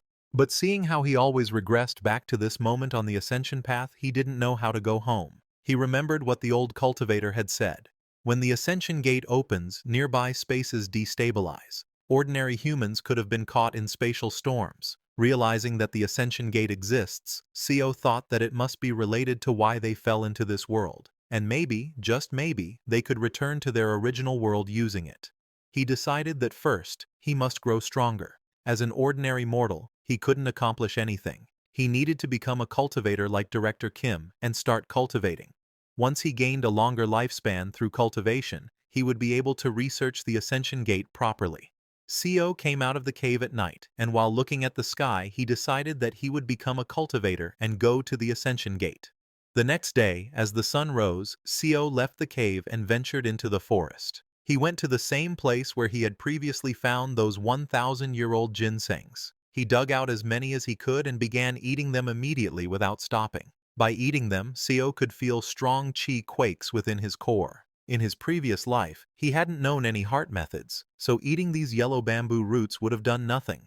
But now, using the dragon vein chi method that Director Kim had made for him, he could break through the blocked chi passageways. Seo's heart, which had been extremely polluted, slowly began to cleanse itself. It started beating like it had when he was born. Seo began sweating heavily as he cultivated, but he understood. It wasn't easy to heal a body soaked in preservatives, fast food, and stress. Still, he didn't give up and continued. After eating those ginsengs, he went to train his body. He took a tree branch and, using rocks, carefully carved it into the shape of a sword. Looking at the somewhat sword-like stick, Seo thought, that should do the work. He started swinging his sword, remembering the training he had done in his previous life with Director Kim. He recalled his footwork and the way he used to swing his blade. In his past life, he had only been an average second-rate martial artist, and since he hadn't practiced near the end of his life, his skills had dulled. Of course, he wasn't completely helpless. He swung his wooden sword at a nearby tree using the Severing Mountain Sword first form. With just a wooden sword, Seo cut into the tree and created a deep mark. He could do this because the martial arts from his previous life were still all in his head. So, improving his skills was just a matter of time. But unknown to Seo, his sword practice had been seen by Director Kim, who had wandered into the forest. Director Kim was utterly shocked and called out from behind, asking, "What was that just now?" He ran up to Seo, asking, "How did you slash a tree with a wooden stick? Just what is that strength?" Seeing how excited Director Kim was, Seo smiled inside, thinking, "This is the man who will instruct me to become a cultivator." Seo turned to Director Kim and asked if he wanted to try learning this technique. Hearing that, Director Kim's face lit up with excitement. He asked Seo, "Can I really do it?" But before Seo could reply, something suddenly appeared and destroyed the tree where Seo had been practicing. It was none other than the nine-tailed fox. The nine-tailed fox glared at them angrily and shouted, "Filthy humans! How dare you play around in front of the master of this forest?" Seeing the nine-tailed fox, Director Kim was completely stunned. And not just him, even Seo grew very nervous. He had completely forgotten about the nine-tailed fox. In his second life, the nine-tailed fox had mercilessly bitten off Seo's arm. At that moment, Seo knew the only thing he could do now was endure, as the fox tore apart his arm and slightly eased its pain by applying pressure to his own acupoint, because he knew he was weak. In his first life, and even in his second, he was weak. But now, in this third life, as the nine-tailed fox appeared before him, Seo took a deep breath and walked toward it. Scared, everyone called out to Seo from behind, telling him not to go there. But Seo didn't listen to them and continued toward the nine-tailed fox. Even now, in his third regression, he still didn't know how his second life had ended up that way. In his previous life, Seo had decided to become a cultivator after reaching the five-path core. But even after learning martial arts under the best master for over 100 years, he was barely considered a second-rank mastery warrior. Seo grabbed one arm with the other and used his strength to cut off his own arm, because he knew that compared to the people gathered here, his talent was trash. Seeing Seo cut off his own arm, everyone was shocked and terrified. Seo offered the severed arm to the nine-tailed fox to eat, because whether it took 1,000 years or 10,000, he was determined not to give up. Seeing Seo willingly offer his own arm, the nine-tailed fox laughed and said, "Human, you know your place. You know how to offer yourself as a sacrifice." The nine-tailed fox then decided to have a taste of Seo's arm. Hearing that, Seo silently resolved to offer his arm to the fox until the day he surpassed its strength. After the fox ate Seo's arm, it allowed them to stay and then disappeared. Seo didn't care about the others. He simply went to a quiet place in the forest and kept swinging his sword. After a few days, the cultivators healed his arm and escorted his colleagues away. But Seo didn't eat, sleep, or rest. He kept swinging his sword. The only reason he stopped swinging on the fourth day was because the Sea Dragon King arrived. Seo greeted the Sea Dragon King with respect and said, "This lowly mortal dares to ask the Sea Dragon King a question." Seeing how respectful Seo was, the Sea Dragon King allowed him to speak. Seo asked, "It seems the Sea Dragon King wishes to take Miss O." But Miss O is just an ordinary person without spiritual roots, and ordinary humans cannot live longer than 100 years. So, what are your intentions toward her? Hearing that, the Sea Dragon King laughed and said Co was quite an observant mortal, someone who understood the state of cultivators well. But he told them not to worry, because once Miss O accepted his blood, she would awaken spiritual roots suitable for her. Co was surprised to hear that and asked the Sea Dragon King if perhaps he could give them a chance as well, since Miss O was from the same hometown, and maybe they too might possess some hidden ability. Hearing that, the Sea Dragon King smiled and told Co to listen carefully. Just as he said that, Co felt an overwhelming pressure on his chest and collapsed to the ground. The Sea Dragon King said, "I will say one thing out of concern. Do not carelessly express your opinions to a high-ranking cultivator like me. We have lived for hundreds or even thousands of years. We see what mortals cannot see. We know what mortals do not know." He looked at Co with glowing green eyes and continued, "You have a good temperament, so I'll let it slide. But there are cruel ones who, just because your eyes met theirs, would tear you apart like insects and kill you." Saying that, the Sea Dragon King walked out of the cave with Miss O, then transformed into his dragon form and flew back into the sky. Seeing the Sea Dragon King's true form, Director Kim was completely shocked. The next day, as the weather cleared and everyone came out of the cave, they encountered the old cultivator riding the mechanical lion.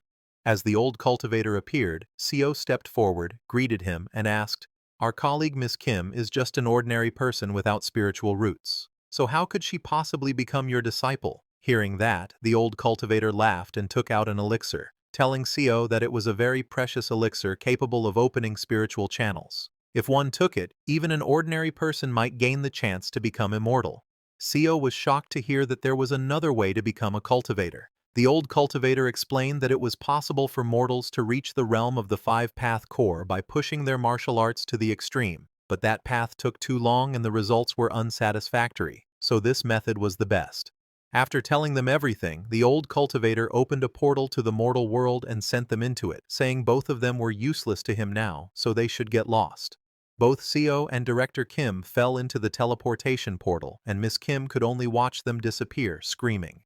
Co lost consciousness there, and the next time he opened his eyes, he found himself hanging from a tree branch above the ground. He looked ahead and saw a vast forest with some buildings in the middle. Seeing that, Co realized that this was the southwestern route army of the Yon Kingdom, his past life.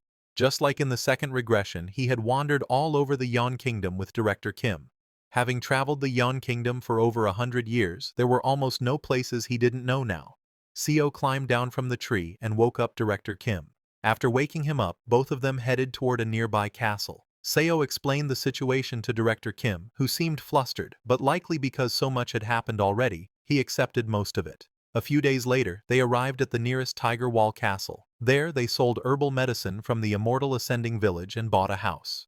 Seo began teaching Director Kim how to write and speak the language, as well as how to use the Severing Mountain Blade, which Director Kim had originally created in his second regression. Seo then modified the Severing Mountain Sword to better suit the weapon Kim used. Seo felt a bit disappointed with himself as he watched Director Kim, because Director Kim had reached the Three Blossoms Crown Peak only 3 months after starting martial arts training, while someone like Seo had spent 2 entire lifetimes just training and barely reached the first rate. After Director Kim reached peak level, he got excited and said, "If it's now, I think I could even beat you." Hearing that, Seo smiled, realizing that the man in front of him was not the same big brother he once served in a past life. This Director Kim was mentally much younger than Seo. In terms of how long Seo had lived, he was now old enough to be Director Kim's grandfather. So Seo decided that he shouldn't stay with him in this life. He gave Director Kim martial arts cultivation scrolls and the exhausting record of transcending, a book Kim had created in his previous life. He told Director Kim that from today onwards, he would be going his own way. Hearing that, Director Kim was shocked and asked Seo, "What do you mean by that? Did I make a mistake? Is that why you're leaving? What's the reason?" When Director Kim asked about the reason, Seo remembered what had happened in his first regression. Director Kim had become the Martial Alliance leader but fell into despair after losing to the cultivators. The second regression wasn't much different. Director Kim developed the record of transcending cultivation and exhausting martial arts, then created the record of martial arts surpassing through cultivation. He fought against the cultivators, but in the end, he was overwhelmed by a stronger one and fell to the ground.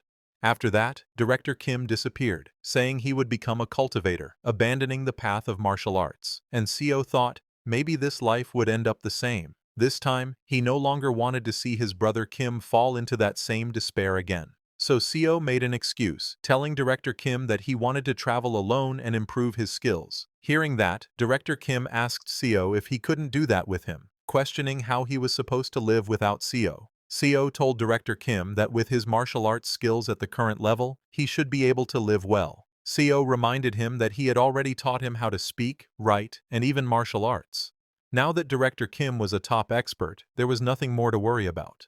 But Director Kim still wasn't convinced. He asked Seo if he really had to be separated from his hometown friends again. Seo was surprised to hear that. So he told Director Kim that starting from today, once every 2 years, they should meet at this house. Hearing that, Director Kim finally agreed. After persuading Director Kim, who was feeling lonely, Seo then left the house. Sometime later, a disciple of the 8 Stronghold Pavilion came out, asking, "What's this commotion in front of the 8 Stronghold Pavilion?" The person he asked was Seo. Seo greeted him and told the disciple that he had come to request a duel at the 8 Stronghold Pavilion.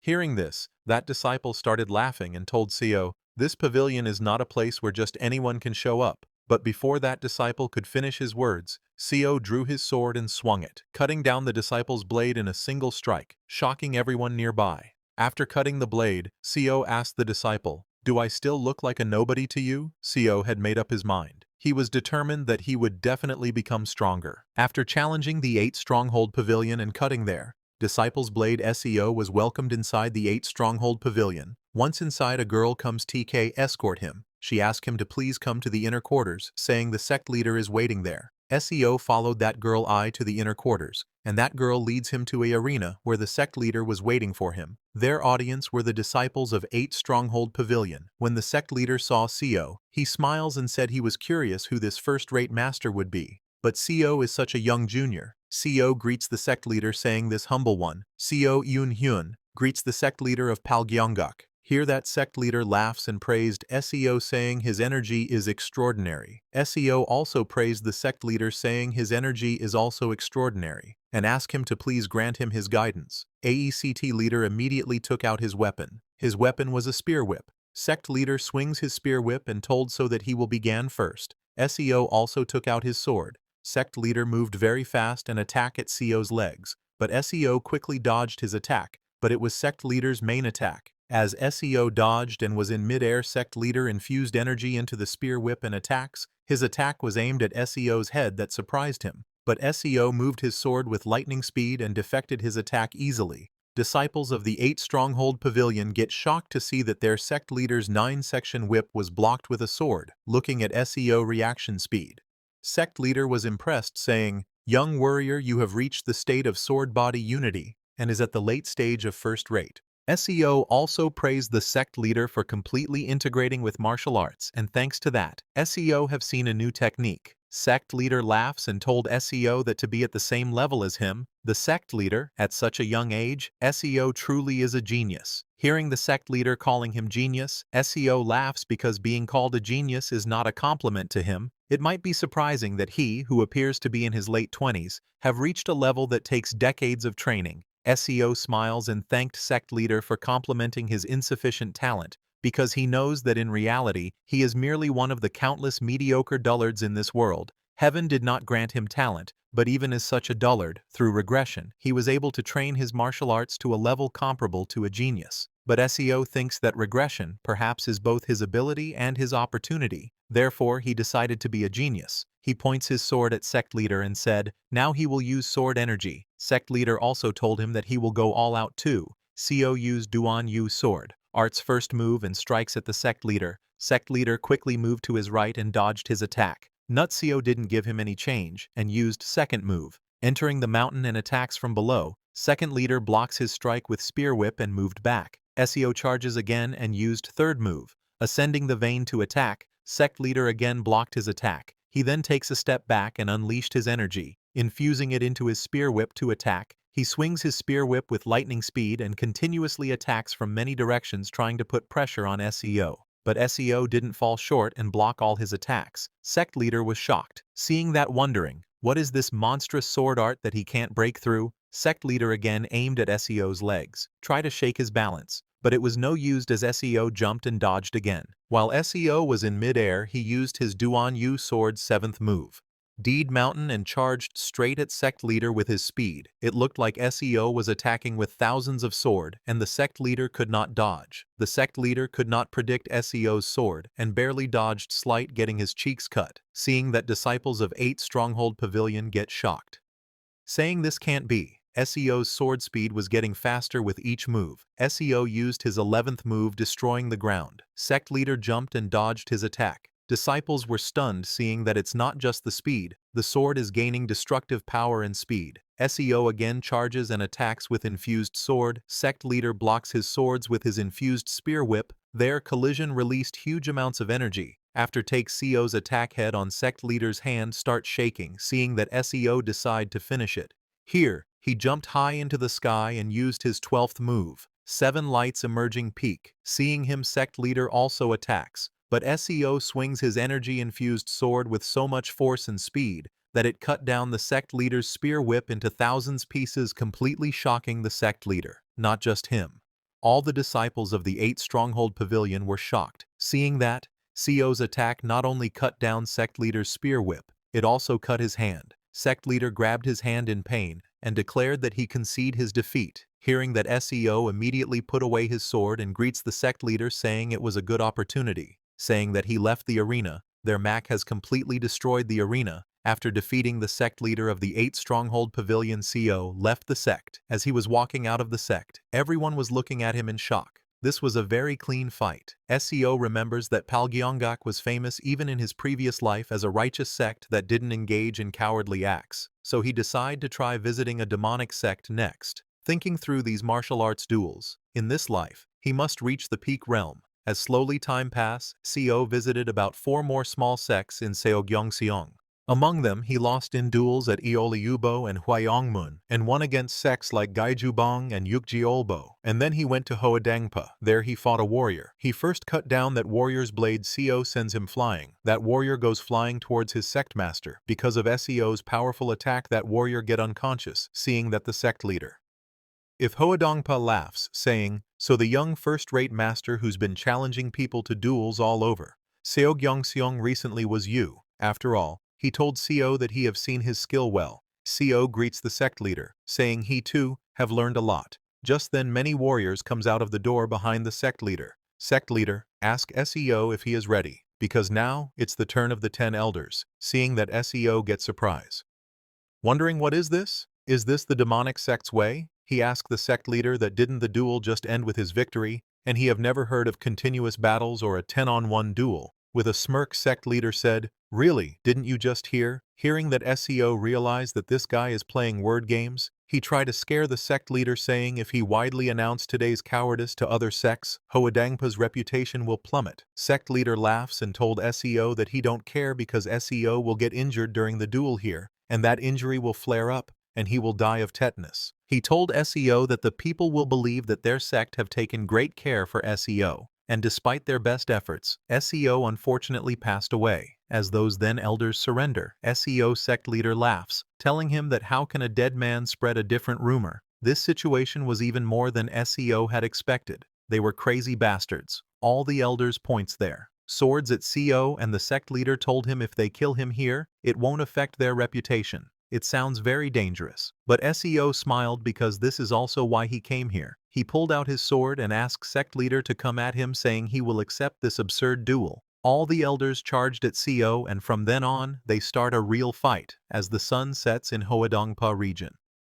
The streets light up in joy. People were enjoying their night, drinking at inns. A drunk man told his friend that he heard that the young master who was challenging every sect to fight went to duel the Hoadangpa this time, saying what a pity for such a young talent. His friend agrees, saying to challenge an illegal organization like the evil sect to a duel is just asking for death. Their third friend told them that's how it usually is, isn't it? When one is young, they believe this world will go their way. Something like that kind of innocence. A guy from another table stands up, saying that young man just relied on his skill and acted rashly, bringing about his own death. The Hoadangpa may seem like a sect on the outside, but inside, it's no different from a bandit's den. He's probably buried by now. while they were talking. Just then someone entered the inn wearing shoes soaked in blood. The waiter turned to welcome that new guest but get shocked seeing him. It was SEO completely soaked in blood. With small injuries around his body, he ordered one bowl of noodles. Everyone in the inn gets shocked seeing SEO. Waiter nervously ask him please come in and sit down. SEO goes to sit down, and as he passed by everyone lowered their head not looking him into eyes. But it was normal reaction because SEO had a very angry expression. He was angry at those crazy bastards of Hoadangpa. He really almost died, not just 10-1, but they even cowardly poisoned their weapons and injured his back with it. It's a good thing SEO learned top-tier medicine when he was a strategist for the Martial Alliance. If he hadn't taken the antidote pills and stimulants his prepared beforehand, he would have died. He killed all 10 of the elders. But then, with that crazy old man's final desperate act, he shouted for his disciples, kill SEO somehow. All the miscellaneous soldiers of the sect, carrying spears and arrows, formed a battle formation and charged. SEO just fought like a beast, not caring for technique or anything to survive. Even so, SEO survived. He cut the meridians of the ones who were still breathing, crippling them so they won't come looking for revenge, and he killed their sect leader while eating the noodles. He saw his hand shaking, maybe because he took too many stimulants. The tension just won't subside. He sighs, knowing that he won't be able to sleep for the next few days. He grabbed his sword again, knowing that he need to have another duel with another orthodox sect. After eating, he walked out of that inn, showing everyone a large cut on his back. Everyone was so scared that they could not say anything, seeing that the young master, after his fierce battle with the Hoadangpa, ate noodles and immediately left for another duel. That crazy young man was widely talked about among many people, making Seogyeong City buzz with excitement, and people gave that mad master a fitting nickname, Infinite Fighting Monster Seo Yoon-hyun. SEO was continuously fighting, knowing that he have no talent and the path to the pinnacle he seek is infinitely distant. Therefore he must constantly fight and approach that realm by crossing the boundaries of life and death. Seo thinks that a person without talent must go mad to overcome the wall. If there is no talent, there must be madness. That is the only way for a dullard to catch up to a genius. And so, Seo scoured Seogyeong City and various parts of Yongguk, engaging in duels several times a day, regardless of orthodox or evil sects. And like that, 5 years passed. 5 years later, suddenly there was a blast in front of a house. It was SEO who jumped into the air and used his mountain-breaking sword, Art's 14th form, Q Mountain Heartstream. He collects energy from the nature. Its energy is like a mountain. Its heart is like the heavens. But just doing so, Seo started to struggle. The form of sword thread that can only be used upon reaching the pinnacle. Just briefly manifesting it puts an enormous strain on the mind. But he knows that if he don't do it this way, he can't catch up. Just then a black figure appeared behind Seo and comes to attack. SEO turns and used his sword to block that figure's attack. But that attack was so powerful that cracks appeared in SEO's sword. He went flying, crashing on the ground and hit a wall. The collision was so strong that it created a hole on the wall. In a single strike, all his sword energy was shattered. While laughing, that figure walks towards Seo and said, "Your reputation precedes you. I had quite high hopes, but you're still very clumsy, young Master Seo, the infinite fighting monster." That figure comes out of the smoke and told SEO that he thinks he won. His was this cautious because his opponent was the greatest under heaven, Kim Young-hoon. SEO was amazed by Director Kim's crazy talent. He stands up and congratulates Director Kim, saying he have become even stronger than last year. Well, he was right because Director Kim complete transformation in just 5 years. Looking at cut marks on his hands, SEO wonders what on earth did he himself do in those 5 years? His realm is still at the top tier, with a sad expression. SEO accepts that talent is truly something that makes a person miserable, them after they calm down. SEO asked Director Kim what brings him here. Because didn't they agree to meet every 2 years? Director Kim told SEO after attaining the 5 energies converging to the origin and visiting great sects of Yangguo, he have realized one thing. SEO asked him what is it. Director Kim told SEO it's the fact that there's no one above him in this Yongguk. Now, no one is even a match for a single one of his moves, and so he was planning on creating a sect or organization of some kind, and he wanted to offer SEO a seat, but SEO immediately declined, saying he is comfortable with his current state. Looking at Director Kim Seo though, it seems he's already developed the martial lord's disease. He knows that if he accept that offer, in this life too, I'll surely become something like a strategist or vice sect leader and work like a dog. But to reach the pinnacle with his talent, every minute and second is precious. Director Kim told Seo that it might be difficult to meet SEO once he establishes his organization. And then he started persuading SEO, saying he could always stick around and give him guidance duels. But SEO declined, telling Director Kim, no matter what offer he make, he is not taking it. Hearing that, Director Kim get very sad. It was a good offer from Director Kim, but SEO declined because he have gotten plenty of his teachings from his past life, and what he need now is real-life experience. In SEO's past life, Director Kim told him that once he enter the late stages of first rate, he should endeavor to experience as much real combat as possible. So this life, SEO decided to merely watch Director Kim's saga from afar, and continued on his own endless journey for battle. And so another 20 years passed. At a rainy day, Director Kim arrived at the old house where SEO and he meets. He opened the old house door and told SEO he looked pale who was waiting there. SEO had turned little old, and there were many cut marks on his face. But most of all, he had a very depressing expression because he finally realized that his talent is a talent abandoned by the heavens.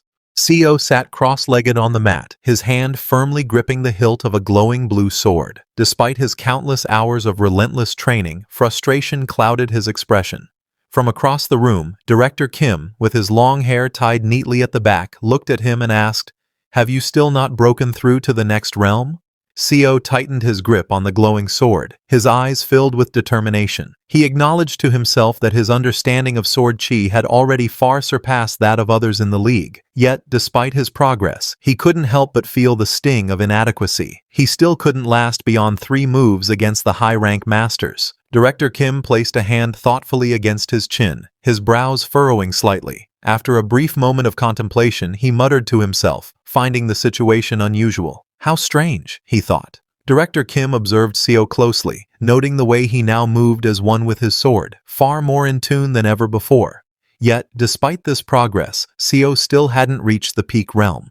For someone with as much real combat experience as him, Director Kim thought, it should have been more than enough to break through. A faint, self-mocking smile curved SEO's lips as sweat trickled down his face. Inwardly, he acknowledged the bitter truth. Yeah, this is my talent, he thought to himself. Blood trickled from SEO's nose as he forced a faint, bitter smile. In his heart, he acknowledged the cruel truth. He possessed a talent that the heavens themselves had cast aside. SEO's grip on his sword tightened, his expression strained as blood trickled from his nose. Half a day, that was his limit. If only he could sustain his sword chi effortlessly from dawn till dusk, without faltering, perhaps then he might finally catch a glimpse of the path forward. Director Kim handed SEO a thick, red-bound book, his tone filled with sincerity. He expressed his genuine hope for SEO's success, then added as he passed it over, "And here." SEO sat reading the red-bound book, his expression thoughtful. Director Kim explained that it contained insights he had gained from his recent battle against cultivators. By enduring their spells and dragging the fight out for as long as possible, he had managed to hold on and ultimately escape. SEO weighed the thick red-bound book in his hands. It was nearly as substantial as the main volume of the Record of Martial Arts, surpassing through Cultivation and Leaps, an evolved version of the Record of Transcending Cultivation and Exhausting Martial Arts. With a doubtful look, he questioned Director Kim, wondering if he had truly gained so much insight merely from successfully escaping. Standing in the doorway with lightning flashing behind him, Director Kim spoke with a grave tone. To him, cultivators were like natural disasters in human form. Escaping from such a force was no small feat. Naturally, the insight gained from surviving such an ordeal would be immense. SEO assured Director Kim that he would keep the book safe and pass it on to future generations. With sincerity in his voice, Director Kim responded, thanking him, "Thank you, Eun-hyun."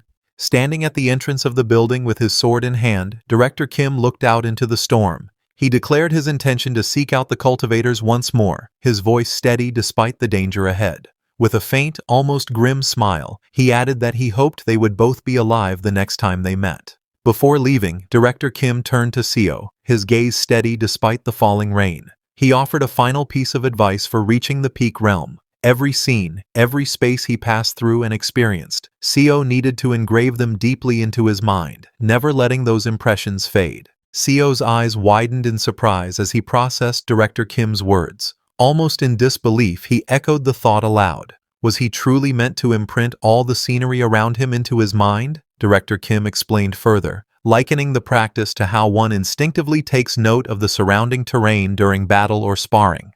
Normally, a fighter would store the layout of their surroundings in their mind for tactical use.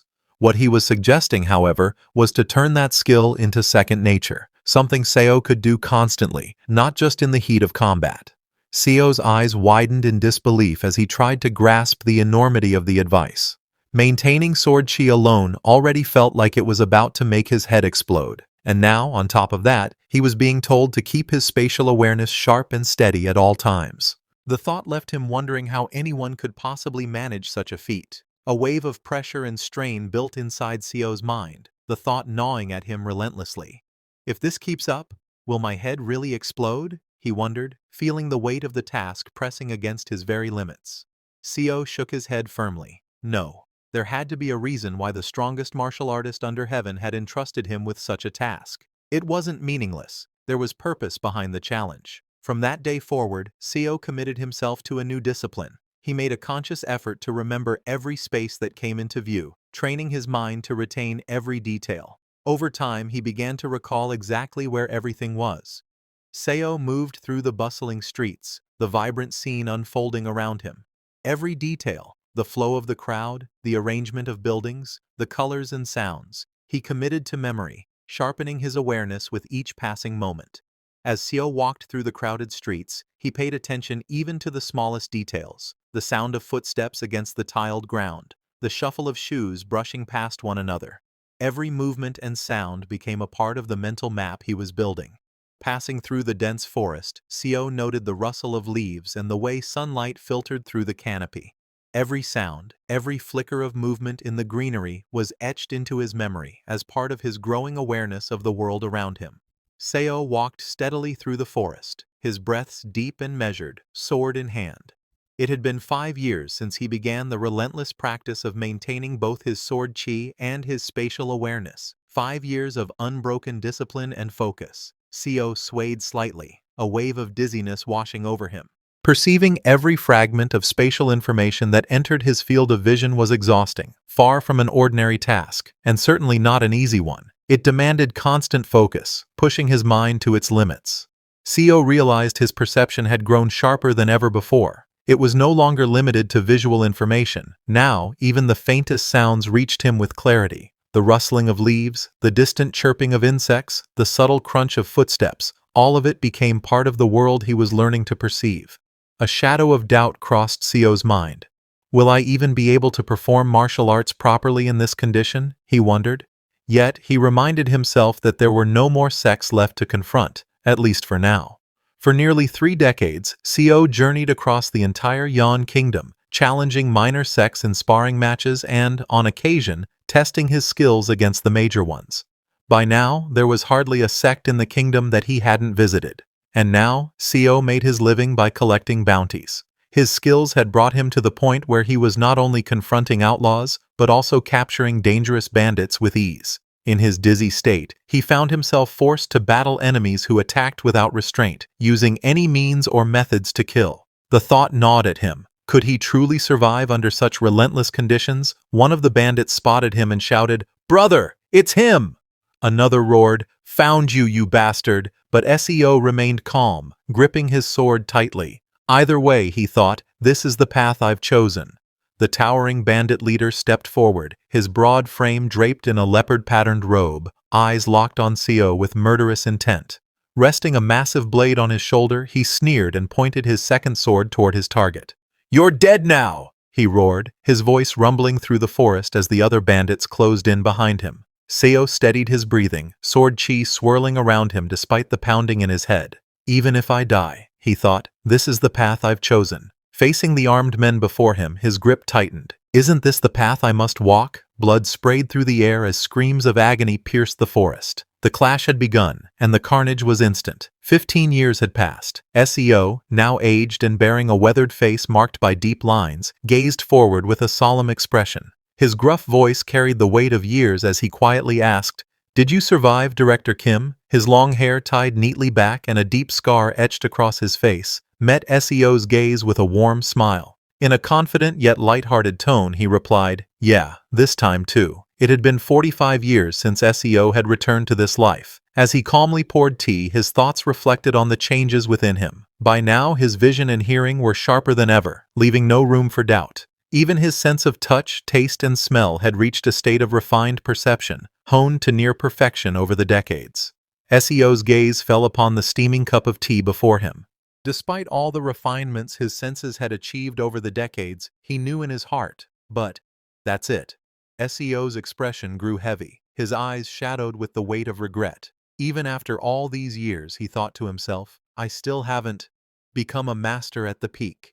SEO's eyes burned with fierce frustration, the weight of decades pressing down on him. The thought echoed relentlessly in his mind, rising into a silent roar. I still haven't. I still haven't. Director Kim sat across from SEO, a faint smirk playing on his lips as he sipped his drink. He explained that it seemed he had become wanted. Perhaps he had gotten a bit too famous among the cultivators. Two of them, he continued, had even gone so far as to set a trap and lie in wait for him. SEO recounted his experience with a measured tone. He explained that he had barely managed to escape the ambush, though he did succeed in leaving a small cut on one of his attacker's cheeks. Looking toward Director Kim, he remarked that surely Kim must have gained valuable insight from this encounter as well. Director Kim scoffed at the idea of insight, dismissing it as nonsense. Placing his hand on the cup, he admitted that, even now, he still couldn't defeat a judgment stage Taoist. If he failed to escape in such a fight, he knew the outcome. He would end up as nothing more than a corpse lying on the ground. Director Kim tilted his head back slightly, his expression thoughtful as he confessed what had been weighing on his mind lately. He admitted that the extreme state of the five-path core he had reached might, in fact, be the very end of the martial path itself. Director Kim reflected aloud, wondering if even the martial arts record SEO had first given him, one that claimed martial arts could surpass cultivation, was perhaps flawed. He questioned if SEO had ever shared his thoughts, that no matter how strong or skilled one became, martial arts alone could never truly defeat cultivators. For some reason, SEO found himself seeing a reflection of his own past and struggles in Kim Young-hoon. SEO observed that Kim Young-hoon clearly possessed a talent blessed by the heavens. In contrast, he reflected bitterly, he himself had been born with a talent abandoned by the heavens. SEO reflected that he and Kim Young-hoon possessed talents that were complete opposites, one blessed by the heavens, the other abandoned by them. Yet despite this stark contrast, he couldn't help but wonder, why does he look so much like me? SEO admitted his frustration at not knowing why he couldn't reach the peak realm. Director Kim considered this and noted that even after mimicking Sword Chi and adopting the perspective of the peak realm, SEO still couldn't attain it, and he still had no idea why. Under the quiet night sky, Director Kim suggested having a sparring match for old time's sake. SEO responded with a faint smile, saying it was the best thing he had heard in a long while. The moon hung high in the night sky, casting a gentle silver glow over the quiet forest below, as if silently bearing witness to the coming clash. The stillness of the night was shattered by a deafening clash, the air erupting with explosive force as their battle began, sending shockwaves rippling through the trees under the moonlit sky. SEO staggered back, clutching his side as pain surged through him. Gritting his teeth, he shouted in frustration, "Damn it! What the hell do you think the problem is?" Director Kim, standing with his sword in hand, admitted honestly that he didn't know the reason. By all rights, SEO should have become a peak master long ago. Blood dripped from SEO's mouth as he staggered, his voice sharp with confusion and urgency. What? What do you mean? How strange, how bizarre. Why is this happening? Director Kim wondered himself, struggling to comprehend. He said that even if SEO truly had no talent at all, this outcome still didn't make sense to him. Hearing that, SEO's eyes widened in shock and confusion. Director Kim placed a thoughtful hand on his chin, his gaze steady.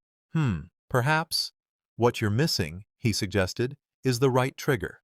SEO repeated the word softly. Trigger, Director Kim explained. Something like desperation, or a driving force, something that could push you past the limits of your talent by drawing out extreme focus. SEO's rage exploded as he shouted, his voice echoing with decades of frustration. What kind of damn trigger are you even talking about? I've wielded a sword for over 50 years, my whole life. SEO's eyes burned with fury and desperation as he roared, and now you're telling me, what kind of trigger do I still need to yearn for, and how much more desperately? His voice trembled with raw emotion. I've risked my life and struggled all my life just to escape mediocrity, SEO roared with fervent intensity, raising his sword high. I've activated every meridian in my entire body. Now even when I sleep, I hold my sword and release sword energy. Even in my dreams, I've reached the point where I process every bit of scenery and information I see. SEO collapsed to his knees, his voice breaking with anguish. Then why? Why? Just why the hell? You're telling me the next realm won't reveal itself to me? Why?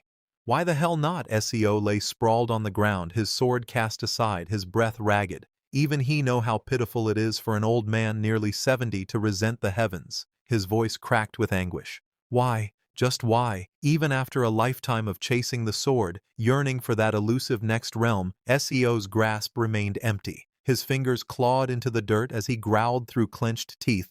Ugh! No matter how desperately he pursued it, he couldn't even begin to comprehend what that next realm truly was.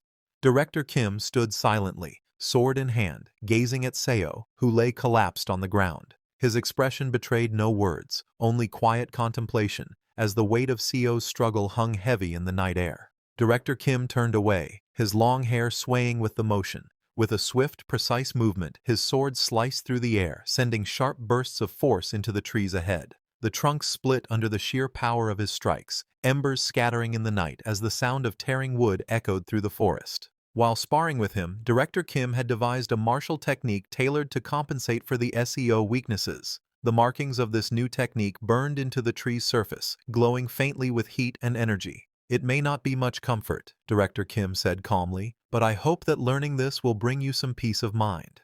Seo's eyes widened slightly as he read the glowing characters carved into the tree.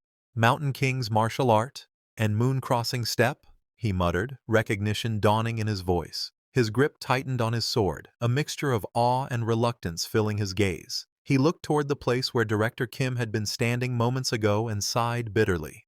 And now, you'll disappear again, just like that.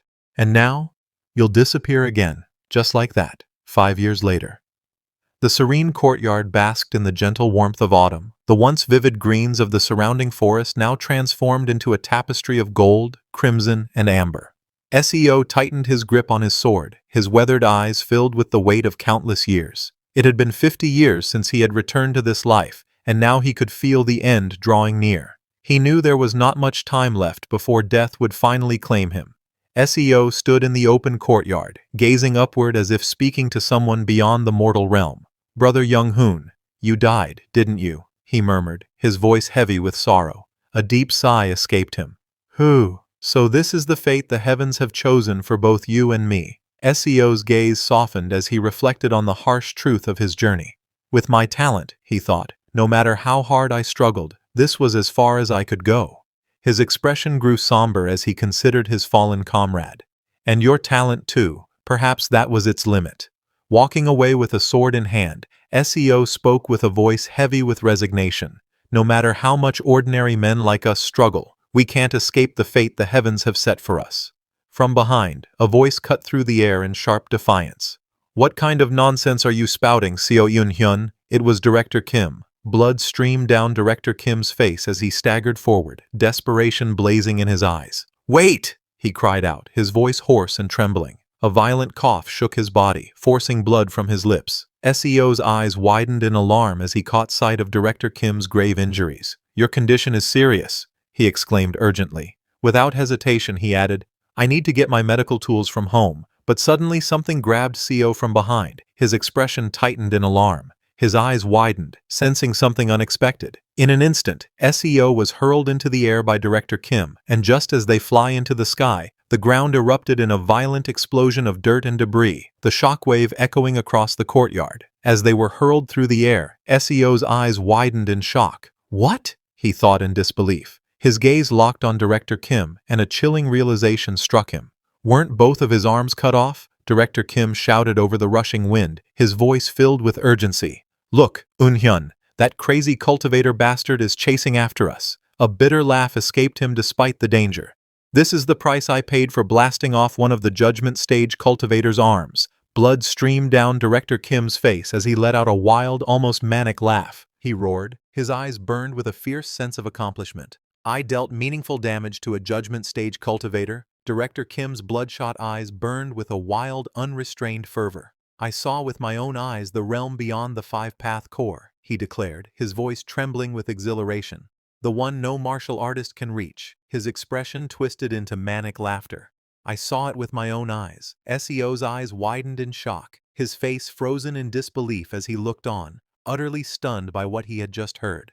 Director Kim, his face bloodied and his robes torn, shouted for attention with a mix of triumph and desperation. Above him, a brilliant blue sphere crackled with immense energy, radiating an overwhelming power. With a wild, almost manic expression, he declared that he had risked his life and burned away his very life force to reach this moment. Seo's eyes widened in shock, his face etched with disbelief and awe. Staring intently at the sight before him, he muttered in a breathless tone that it was enhanced chi. Director Kim declared with pride that he had once used this very power to shatter the arm of a core formation cultivator. Below them, the brilliant blue sphere surged with energy, radiating an overwhelming force as it hovered in the air. The attack crashed down with devastating force, obliterating the buildings in its path. Wood splintered, debris flew in all directions, and the structures crumbled into rubble under the sheer impact. The air was filled with the sound of destruction as chaos engulfed the area. Director Kim turned to Yoon-hyun, urging him to watch closely.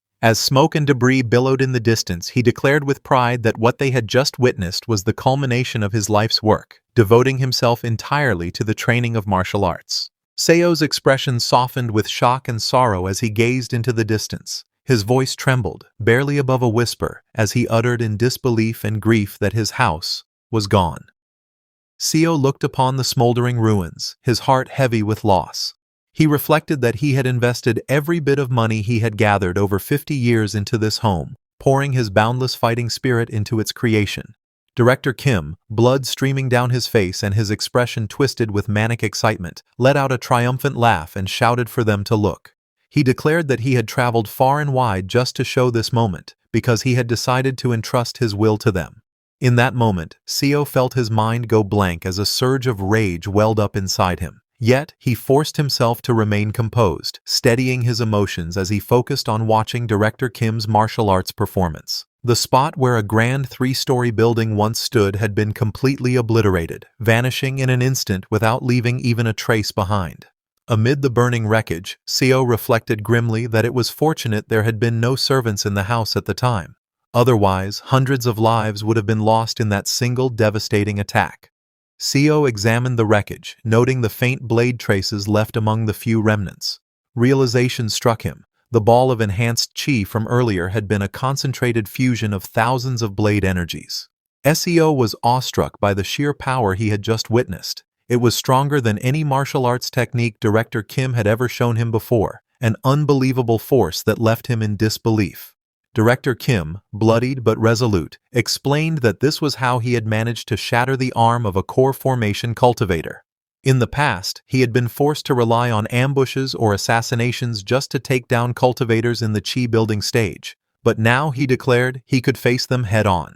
As the ground rushed up to meet them, Seo shouted in alarm that they were falling. Both he and Director Kim plummeted through the sky, their robes and hair whipping violently in the wind. The two crashed into the ground with tremendous force, sending debris and shockwaves exploding outward. The impact tore through the earth, scattering dirt, stone, and shattered branches into the air as the surrounding trees shook violently. Dust and debris slowly settled over the impact site. Splintered wood and scattered rocks lay strewn across the ground, while faint trails of smoke curled upward into the air, marking the aftermath of their violent fall. A crater marked the spot of their impact, dust still rising into the air as the red autumn leaves swayed gently in the breeze. From within the settling haze came a faint, earnest plea, asking not to forget these techniques. Bloodied and lying on the ground, Director Kim spoke with labored breaths. He said that these techniques were the culmination of his life's realizations and pleaded for his martial arts to be passed down to future generations. Seo knelt beside the fallen and bloodied Director Kim, his voice firm yet filled with concern.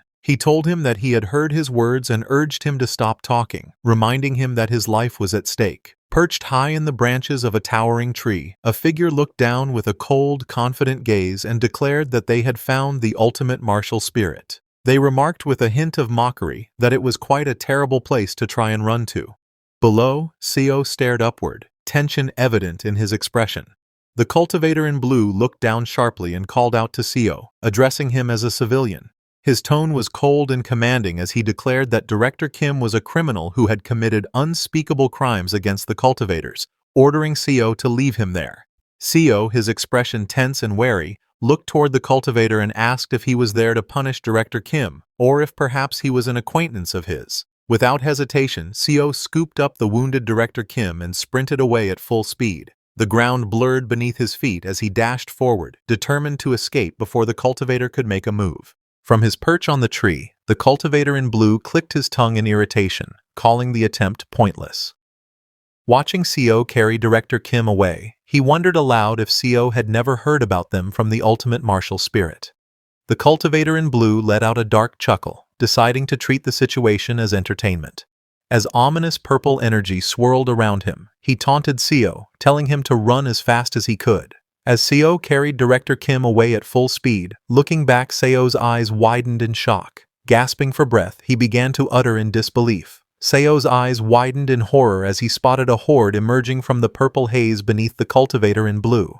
Their lifeless faces and glowing eyes left no doubt. These were corpses. His shock deepened as he recognized them for what they truly were, Jiangxi. Seo sprinted forward with Director Kim in his arms, gritting his teeth in frustration and muttering that he was too old for this. Behind them, the Jiangxi let out chilling screams and charged in relentless pursuit. As Seo ran with Director Kim in his arms, he panted heavily but still managed to speak. He asked if the title Ultimate Martial Spirit was something the cultivators had given him, remarking that it was quite a unique name. Seo, still catching his breath as he was carried away, exclaimed that it was bizarre. The Ultimate Martial Spirit and the Infinite Fighting Spirit, two legendary spirits now running for their lives from the Jiangxi.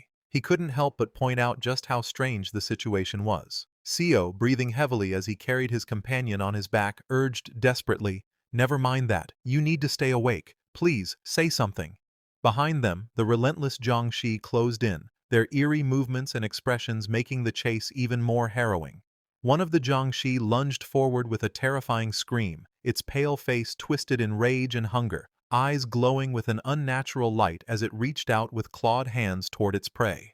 The Jiangxi lunged at Seo with a feral roar, its claws slashing through the air. Seo, gritting his teeth, twisted his body mid-stride, narrowly avoiding the attack while keeping hold of Director Kim he was carrying, and slicked off the Jiangxi's head with his sword. Then Seo kicked that Jiangxi's side with brutal force. The impact reverberating through his body sends the Jiangxi flying. That Jiangxi flung backward into the others. The force of the impact sent multiple Jiangxi tumbling to the ground in a heap. Seo ran through the forest, his breath ragged as he carried another on his back. "Damn it, you should be the one running with me on your back," he growled at Director Kim in frustration. "I'm gonna die from suffocation. Why did you have to get your arms cut off?" The Jiangxi refused to give up, their relentless pursuit echoing through the forest with shrill cries. Seo clenched his jaw, forcing himself to keep moving forward, his breathing heavy and ragged as he carried his companion on his back. Morning came and night faded away. Countless times the sun had risen and fallen, yet he kept running, boots pounding against the dirt as the relentless Jiangxi trailed close behind.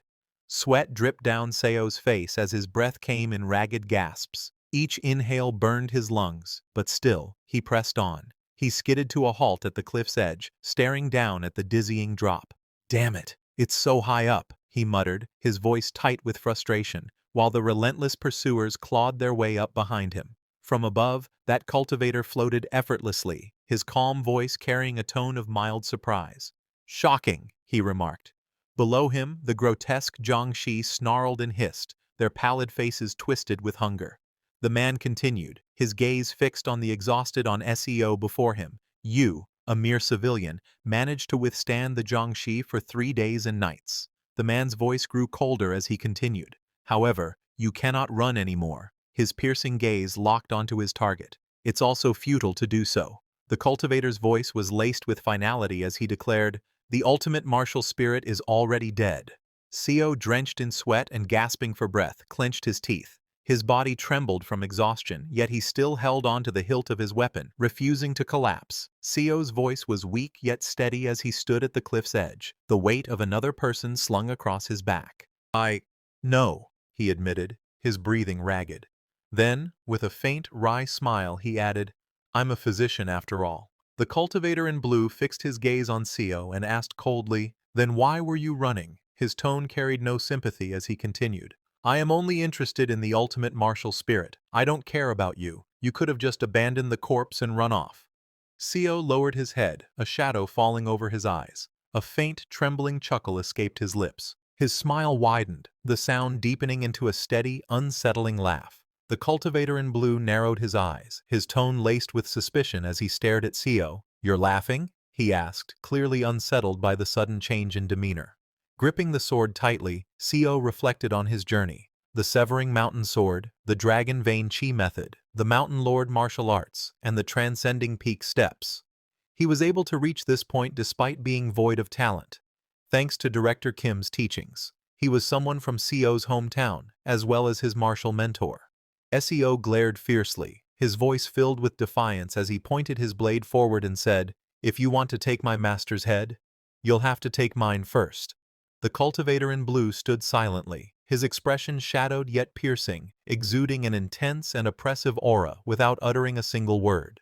The cultivator scoffed, his voice laced with disdain. "No one knows to fear the cultivators. Is it because you simply don't know any better, or is it that you've grown so old that fear no longer reaches you?" Behind him, Jiangxi with glowing eyes and twisted grins raised their arms, dark purple energy swirling ominously around them. The cultivator in blue stepped forward, his expression dark and unwavering. "All right, I'll show you," he declared, his voice carrying an ominous weight. Massive spectral hands formed behind him, wreathed in a menacing purple aura, as the undead horde snarled and lunged in anticipation. That cultivators possess the power to inflict a pain far worse than death. The cultivator in blue extended his will, and the colossal spectral hands lunged forward with terrifying speed. Their immense fingers curled as if to seize and crush everything in their path, the air around them distorting under the sheer force of his power. Seo's eyes widened in shock as a blur of motion tore through the air toward him. His grip on the sword tightened instinctively, but the sheer speed of the incoming strike left him with barely a moment to react. Seo's sharp eyes widened as realization struck him. His focus shifted instantly, a grim thought echoing in his mind. "He wasn't going after me." Director Kim's body trembling violently as if an unseen force was crushing him from above. That cultivator's hands turned into Director Kim's hands and it clawed at the air, and a sharp, panicked gasp escaped his lips. Director Kim staggered to his feet, his body trembling uncontrollably as a cold sweat dripped down his face. His eyes widened in disbelief at the overwhelming force pressing down on him, while Seo stood before him with a calm yet imposing presence, sword in hand. Behind them, the man in blue watched silently, his aura radiating an oppressive might. The cultivator in blue glared coldly, his voice dripping with contempt. "You parasite," he said, his tone sharp enough to cut through the air. "I'll make you pay the price for daring to look down on a cultivator." His eyes burned with unwavering resolve, promising a retribution far worse than his words could convey. Seo's face twisted with rage, his teeth clenched so tightly it was as if he wanted to crush them. His eyes burned with fury as he spat out his words. "You evil bastard!" Each syllable dripped with hatred, the weight of his anger threatening to erupt at any moment. With a twisted grin and a voice dripping with malice, the Director Kim gripped his sword tightly, his aura radiating bloodlust. Cultivator called Director Kim ultimate martial spirit and ordered him to kill your disciple. His words echoed like a cruel command, sealing his intent to pit master against student in a deadly betrayal. The possessed Director Kim threw his head back and let out a monstrous roar, jagged teeth bared as an inhuman sound tore from his throat. Wreathed in a sinister purple aura, he swung his weapon with devastating force toward Seo, who braced himself with his sword, his expression tense and unyielding. Seo glared up at the man in blue hovering above, his voice filled with fury as he demanded, "How dare you defile a dead man's legacy like this?" The cultivator looked down at Seo with a calm yet condescending smile, clearly enjoying Seo's expression. Meanwhile, Director Kim, his body radiating that same sinister purple aura, charged at Seo and clashed violently with him, their blades ringing in the cold air. Seo's thoughts remained steady despite the onslaught. Thankfully, his opponent couldn't use martial arts. Instead, he attacked with nothing but the raw, overwhelming strength that the cultivator's power had granted him, each strike driven purely by brute force rather than technique. The blade crashed against Seo's with overwhelming force, the impact reverberating through the air. Purple energy surged around Director Kim, amplifying every strike. But just that sheer force and speed, Co thought grimly, his arms straining under the pressure. It's hard for my old body to withstand. He gritted his teeth, his eyes blazing with determination as he struggled against the crushing force of the descending blade. Gripping his sword tightly, Seo felt the weight of dishonor pressing upon him. It's already an incredible disgrace to point my blade at Kim Young-hoon, he thought bitterly, his knuckles whitening against the hilt, especially when he's already dead.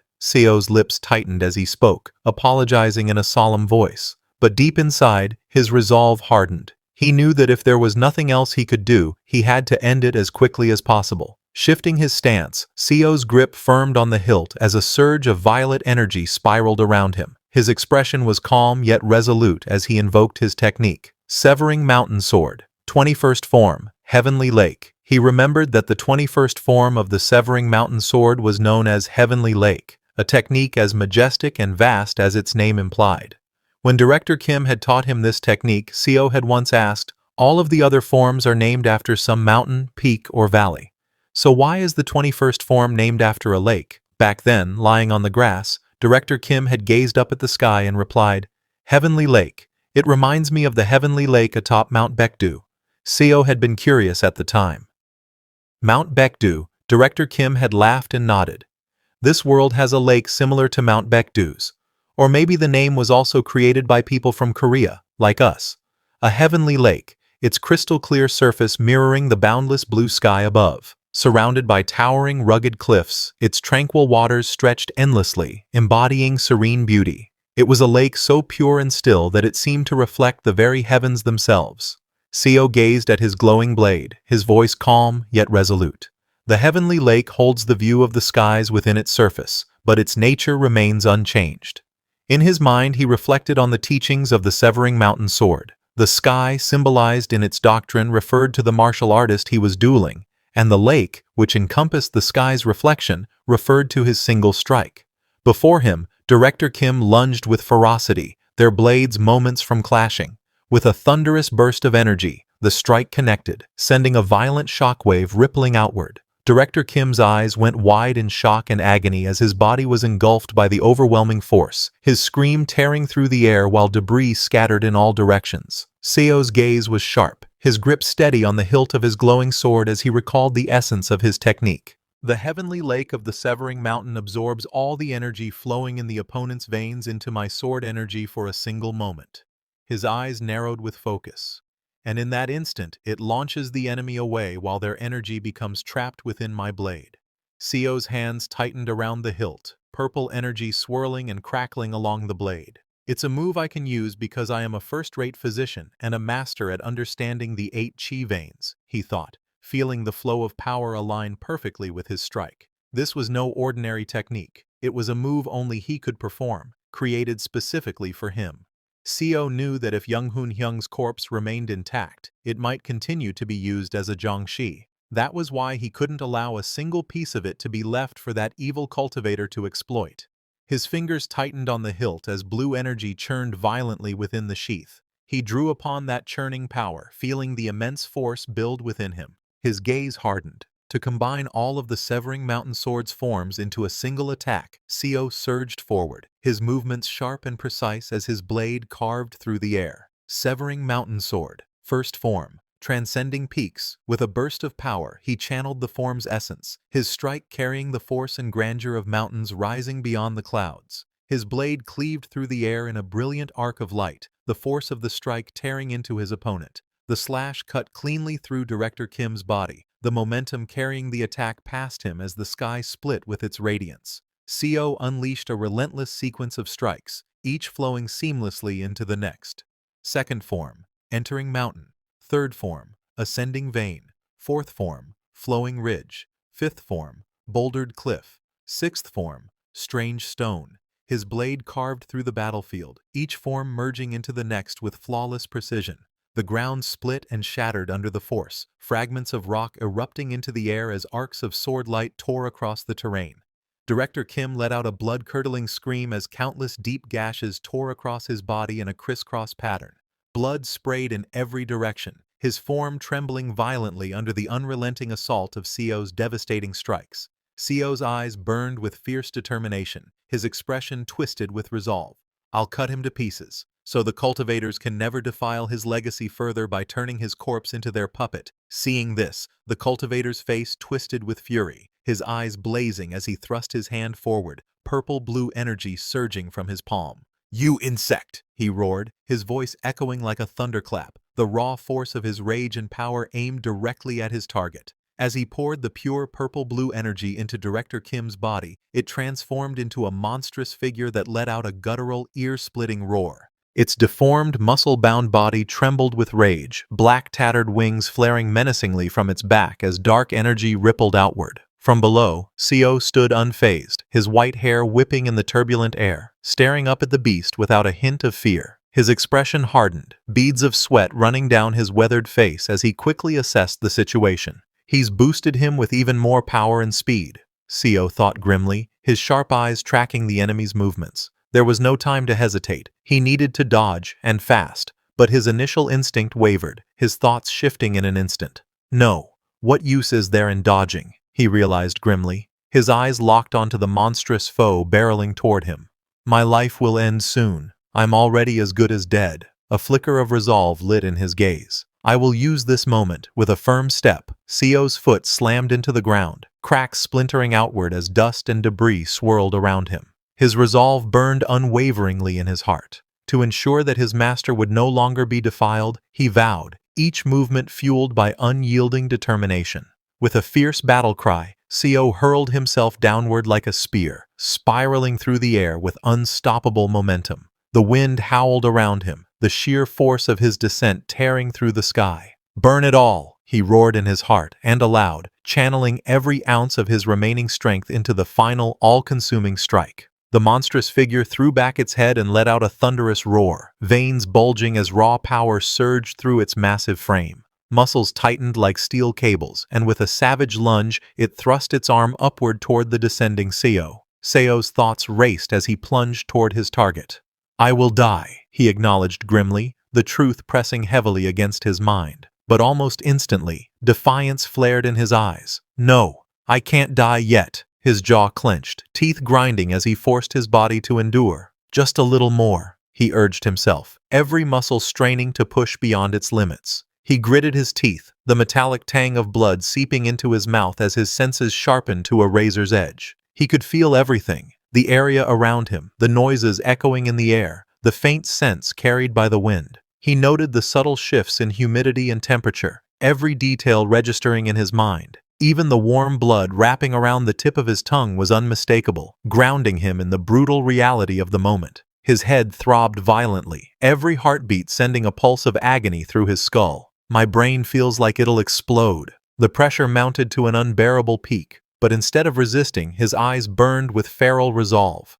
"Then I'll let it explode," he vowed, ready to sacrifice everything for this final moment. Sio's eyes blazed with a wild, unrelenting fire as he pushed his body beyond its limits. "More, more," he demanded of himself, the raw energy surging through him, threatening to consume his very mind. With a primal roar, he swung his blade downward, his voice echoing like thunder. "Until my brain burns to a crisp." He unleashed every last shred of strength in a single devastating strike. A deafening crack split the air as a surge of crimson energy erupted outward, fracturing the space around it like shattered glass. The red light pulsed violently, radiating raw, destructive power that tore through everything in its path. Sio's eyes widened, his pupils constricting as shock and realization struck him all at once. His breath caught in his throat, and the tension in his face froze into an expression of raw disbelief, as if he had just witnessed the impossible unfold before him. It felt as though his skull might burst from the unbearable pressure, his mind teetering on the edge of collapse. Yet, instead of yielding to the crushing strain of staking his life on the line, something within him broke past that limit, surpassing an unseen threshold he hadn't even known existed. His body felt strangely light as he drifted forward, sword in hand, through an unfamiliar void. Confusion gripped his thoughts. What's going on? Have I become delusional? He wondered, unsure if what he was experiencing was reality, or something beyond it.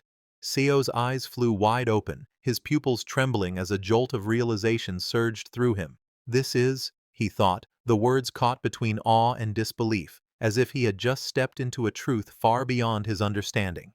Co charged forward, his expression fierce and unyielding, sword poised to strike. He could finally see the moment of his enemy's attack. He could feel it. With a thunderous impact, Co's strike met the towering Director Kim head-on.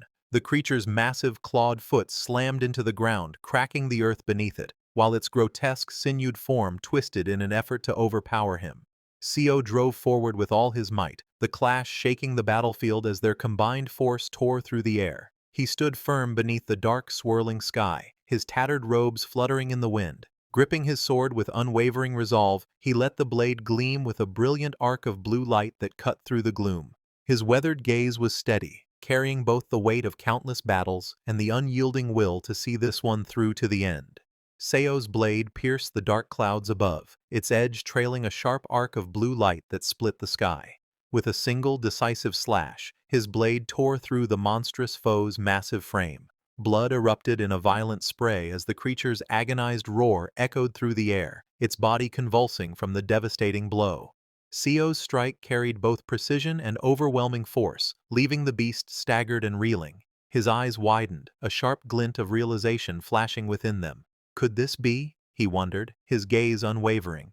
The thought struck him like a thunderclap. Blood still gushed from the deep wound carved across Director Kim's chest, yet Kim's lips curved upward in a faint, almost serene smile. Co's eyes widened in disbelief.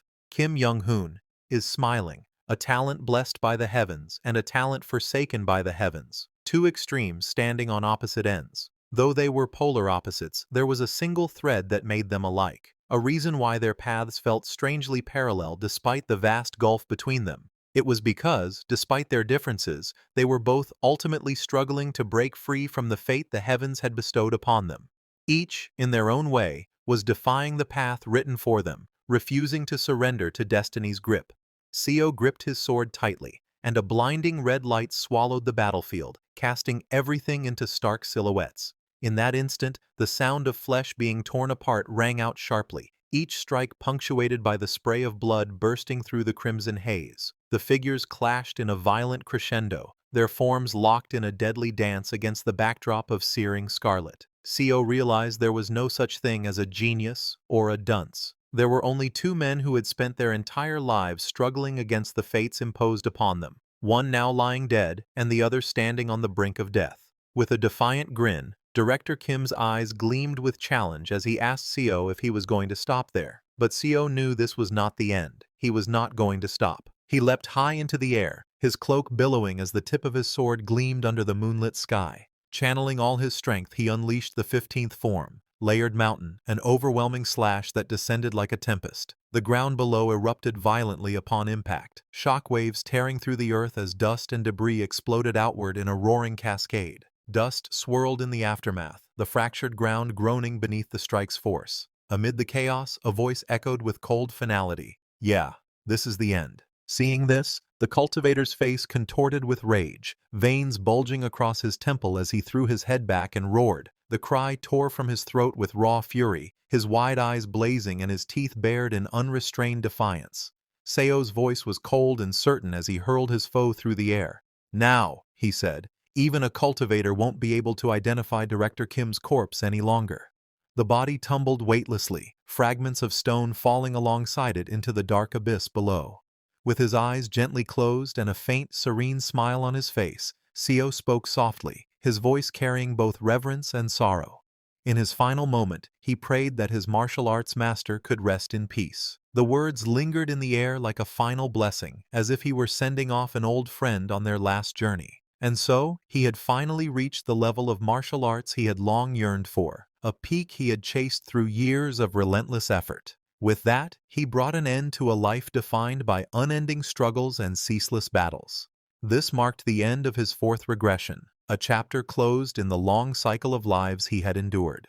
Co lay on the grass, staring at his hand in disbelief. He realized that he had regressed once more. Memories of his past life began to surface. He remembered how, in that life, he had fought relentlessly until the very end.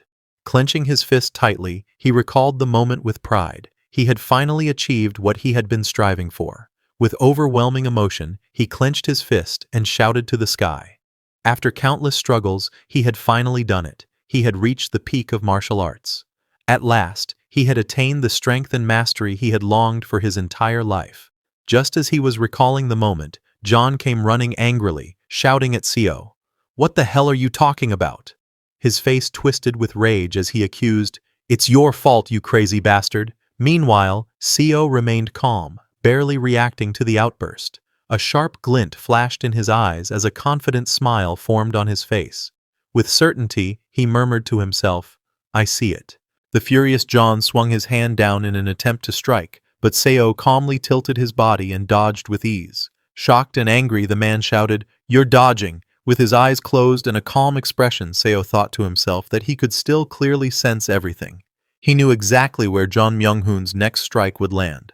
Seo moved smoothly, avoiding each attack with ease. He reflected that before, he could dodge strikes even with his eyes closed, but that was only because he predicted the trajectory of his opponent's moves.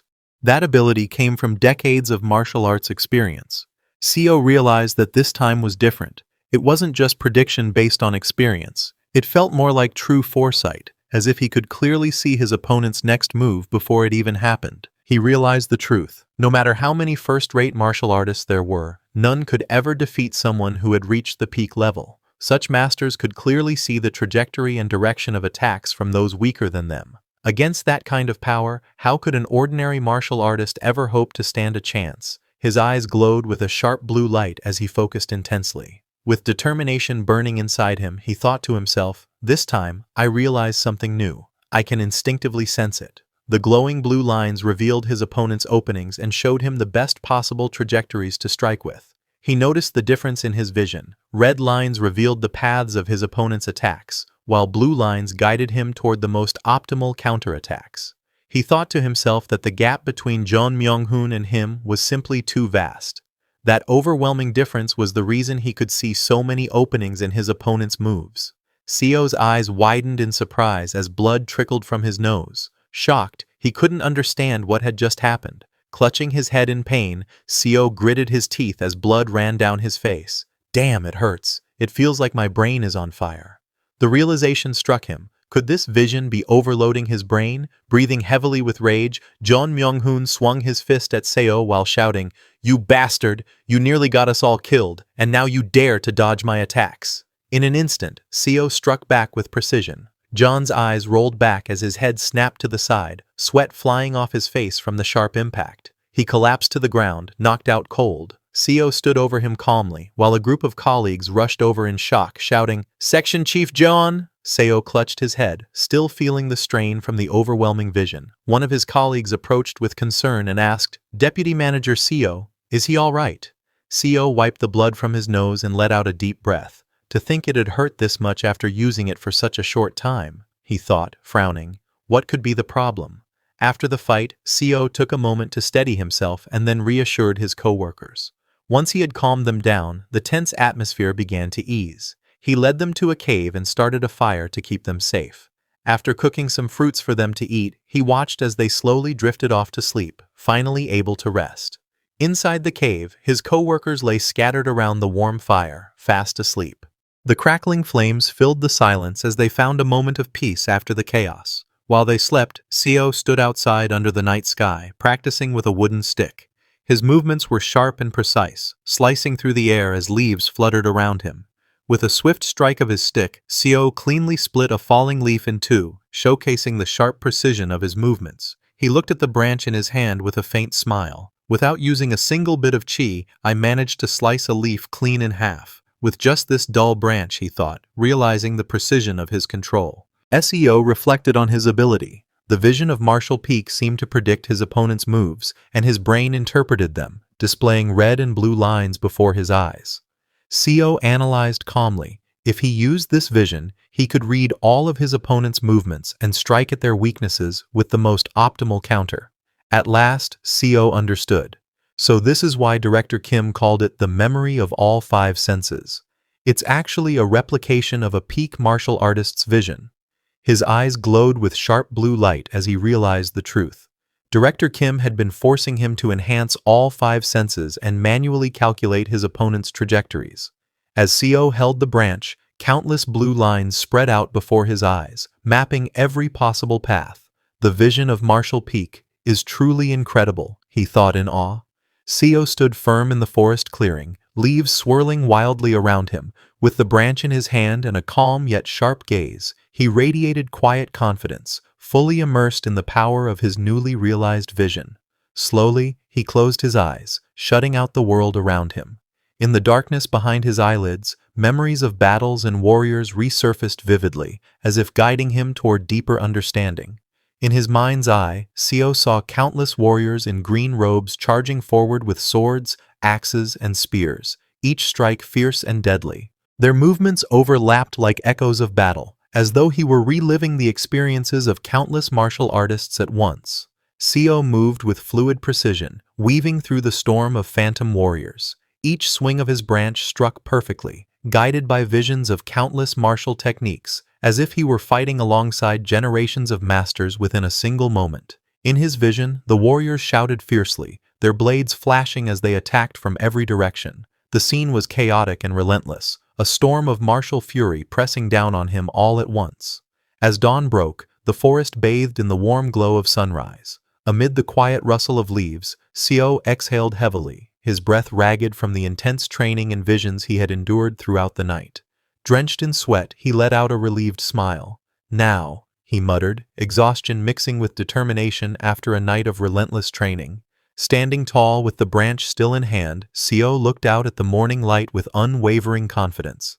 "I've finally reached the proper martial peak," he declared to himself, his heart pounding with triumph. Suddenly, Seo clutched his head in agony, gritting his teeth. His brain felt like it was about to fry to a crisp, the strain of his newfound power overwhelming him. But after he found 8 yellow bamboo roots nearby and performed the dragon vein chi method, he managed to stabilize himself. Now, he could maintain the vision for 3 whole hours. Seo looked down at the bamboo roots and thought to himself, "Now that I've reached this level of prowess, I no longer need to sell these yellow bamboo roots. I can resolve financial issues with my own abilities." As for the leftovers, carrying the remaining roots back to the cave, he glanced at Director Kim, who was snoring loudly in his orange jacket. Seo set the roots beside him. Director Kim slept soundly, unaware of the intense training Seo had just undergone outside. Seo sat quietly in the cave, deep in thought. In my memory are 6 volumes of Director Kim's research, as well as his final teachings before he died, he reflected, feeling the weight of the knowledge entrusted to him. Looking at the man sleeping peacefully, Seo thought, if I pass this knowledge to him, this life's Director Kim will surely surpass the previous one. Now that I've reached the martial peak, the teachings I can receive from him will far exceed what I gained in my past life. Leaving the leftover roots beside Director Kim, Seo stepped out of the cave once more. He still had no clue how to reach the next stage, but unlike his co-workers, he knew there was only one option for an idiot like him: train endlessly. To continuously maintain a peak master's vision and allow his brain to adapt to it, that was his path. Seo's eyes narrowed with determination. My first goal in this life is to resolve the burning pain I suffer when using this vision. And then, Seo envisioned his ultimate goal, to finally attain the level of the 3 flowers gathering at the summit. Glowing blue lotuses shimmered in his mind's eye, symbolizing the pinnacle of mastery he longed to reach. Seo walked out of the cave with firm steps, his fists clenched in resolve. I will reach what is known as the pinnacle of Martial Peak, the 3 flowers gathering at the summit. Morning arrived, sunlight spilling over the mountains and forest, marking the beginning of a new day filled with determination and resolve. The enormous fox, known as the Master of the Forest, appeared once more in this life. As Seo knelt and stretched out his arm toward the beast, curiosity filled his heart. His sharp blue eyes gleamed with anticipation as he wondered, will I see red lines with this fox as well? However, to his surprise, the fox's body glowed with a fierce red aura as waves of pressure rippled through the air. There was no blue. Seo's eyes widened in shock as his vision was overwhelmed. It's red everywhere. The fox's bloody jaws snapped open, its fangs dripping with menace. Seo froze in terror, his thoughts trembling. He realized he couldn't win. Staggering back, blood splattering around him, he clenched his teeth in confusion. Just what is this? He thought desperately. How could the entire area in my vision be filled with red? A few days later, under the night sky, cultivators descended from the heavens. When they arrived, Seo was once again left in shock. The cultivators floated high above, their overwhelming presence distorting everything around them. Seo's vision flared, his heart racing in disbelief. Again, it was all red. Sweat dripped down his face as he stared in horror. He realized the difference between a martial artist and a cultivator. There was no opening, no chance of victory. Even a martial peak master would struggle against the weakest of cultivators, those only at the first star of the chi refining stage. The day after the cultivators took his co-workers, Seo turned to Seo Huel, the Sea Dragon King, and asked a question. With a respectful gesture, Seo bowed slightly and said, "A humble mortal asks the great Sea Dragon King a question." The Sea Dragon King tilted his head with a faint smile and replied, "What is it?" Seo explained everything he had witnessed and then asked about the mysterious red sphere the cultivators carried. The Sea Dragon King chuckled softly. "Cultivators possess a special kind of consciousness," he said. "It is sometimes called divine consciousness. While a mortal's consciousness does not extend past the brain, a cultivator's consciousness spreads outward, engulfing the surrounding area. I too, as a spiritual creature, possess this ability." After explaining, the Sea Dragon King turned to leave. Seo bowed respectfully and thanked him. Meanwhile, Director Kim watched in confusion. Since the conversation was spoken in the language of Yangguo, Director Kim couldn't understand a single word. Shortly after Seo Hueol departed, the hunchbacked old man appeared once more, controlling a puppet at his side. This time, he came to take Manager Kim away. Without warning, the old man hurled Seo and Director Kim into a swirling spatial rift, dragging them into the unknown. The two were suddenly plunged into deep waters, their bodies sinking helplessly after being cast through the rift. Seo struggled underwater, bubbles escaping his mouth as his eyes widened in shock. "What the?" Panic surged through him. He pulled himself toward the surface, his hand gripping wet sand as he dragged himself ashore, frustration clear in his voice. "It was on top of the trees last time, now it's in water." Seo stood on the shore, wringing the water from his clothes, while Director Kim lay exhausted on the sand. Gasping for breath, Director Kim finally woke, panic in his eyes, and asked Seo where they were. Seo, still calm despite the situation, answered firmly, "Somewhere completely different." He buttoned up his damp shirt while scanning the surroundings. Judging by the landscape, this is the Chickenhead Lake of Yangguo. Changho City should be nearby, he thought. Director Kim let out a frustrated sigh and asked, "Seo, what should we do now?" Seo glanced around the empty shore and replied, "If there were people nearby, we could ask for directions." He pointed across the shimmering water. There appear to be some buildings across the lake. Director Kim squinted, then nodded quickly. Seo dove into the lake without hesitation, telling him, "I know how to swim. I'll go there and get us some clothes and food." Kim Young-hoon panicked, calling out, "Seo, be careful." As Seo swam across the lake, he muttered in frustration, "For fuck's sake, what did we squeeze the water out of our clothes for then?" Still, his thoughts sharpened. If my memories serve me correctly, that building is a bandit's den. I wiped them out in my previous life. He recalled his past encounter. Their leader had been in the late stages of first rate, the vice leader in the middle stage of first rate, and the rest were just second and third rate small fry. Of course, they had numbers, so he had used poison on his blade to take them out. Suddenly, one of the bandits turned his head, narrowing his eyes. A moment later, his expression shifted to shock as he noticed someone approaching. Seo emerged from the water, droplets streaming down his clothes as he walked toward the shore. The bandits burst into laughter. "Who's this fool? Doesn't even know where he just swam to?" One sneered. "Get lost if you don't want to die," another spat. Seo ignored their jeers, fists clenched tightly, his steps steady and determined. One of the bandits charged, raising his club with a furious roar. "Didn't you hear me? Get lost!" But Seo stood firm, unfazed. In a flash, he struck with overwhelming force, sending the bandit crashing to the ground with a thunderous impact. The man's weapon flew from his hands as he was slammed down, defeated in an instant. The other bandits froze in shock, their eyes wide. He took him down with one hit. Seo casually picked up the fallen bandit's weapon, giving it a quick test in his grip. With a faint smirk, he muttered, "Not bad." As Seo walked calmly onto the shore with the fallen bandit at his back, he asked the bandits, "How many people have they killed?" The muscular bandit raised his massive spiked mace, veins bulging with rage, ready to attack Seo. He told him that he's killed 50, and that he will be happy to send him to them. But before the bandit could even finish his retort, Seo's strike ripped through him in a blur. Blood sprayed into the air as the giant stumbled, his mace slipping from his grip. Seo stood calm and unshaken. The surrounding bandits gasped in horror, fear flickering across their faces.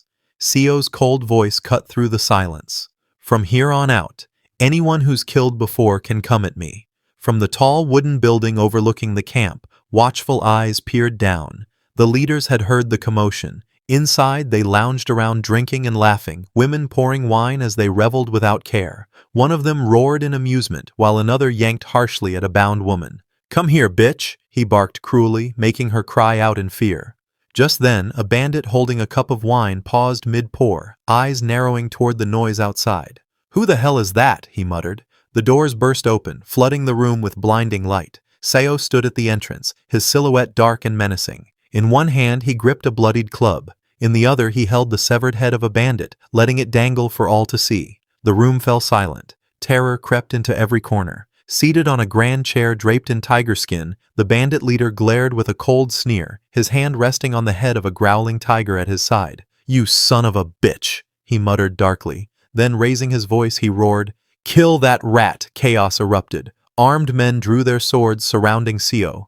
The women were shoved aside, cowering in fear, while the leader sat back on his throne, confident. Seo tightened his grip on the club, his eyes burning with cold resolve. "No need to ask. You're all going to die." The aftermath was painted in blood.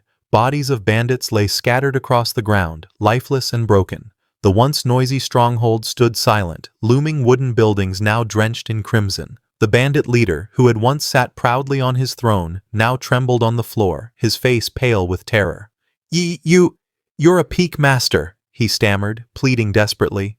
"Please, spare me." Seo stepped forward, his shoe pressing into a pool of blood. He asked coldly, "How long did this take?" The terrified leader, surrounded by corpses, stammered, About 15 minutes." Blood streaked across Seo's face as he compared the moment to his past.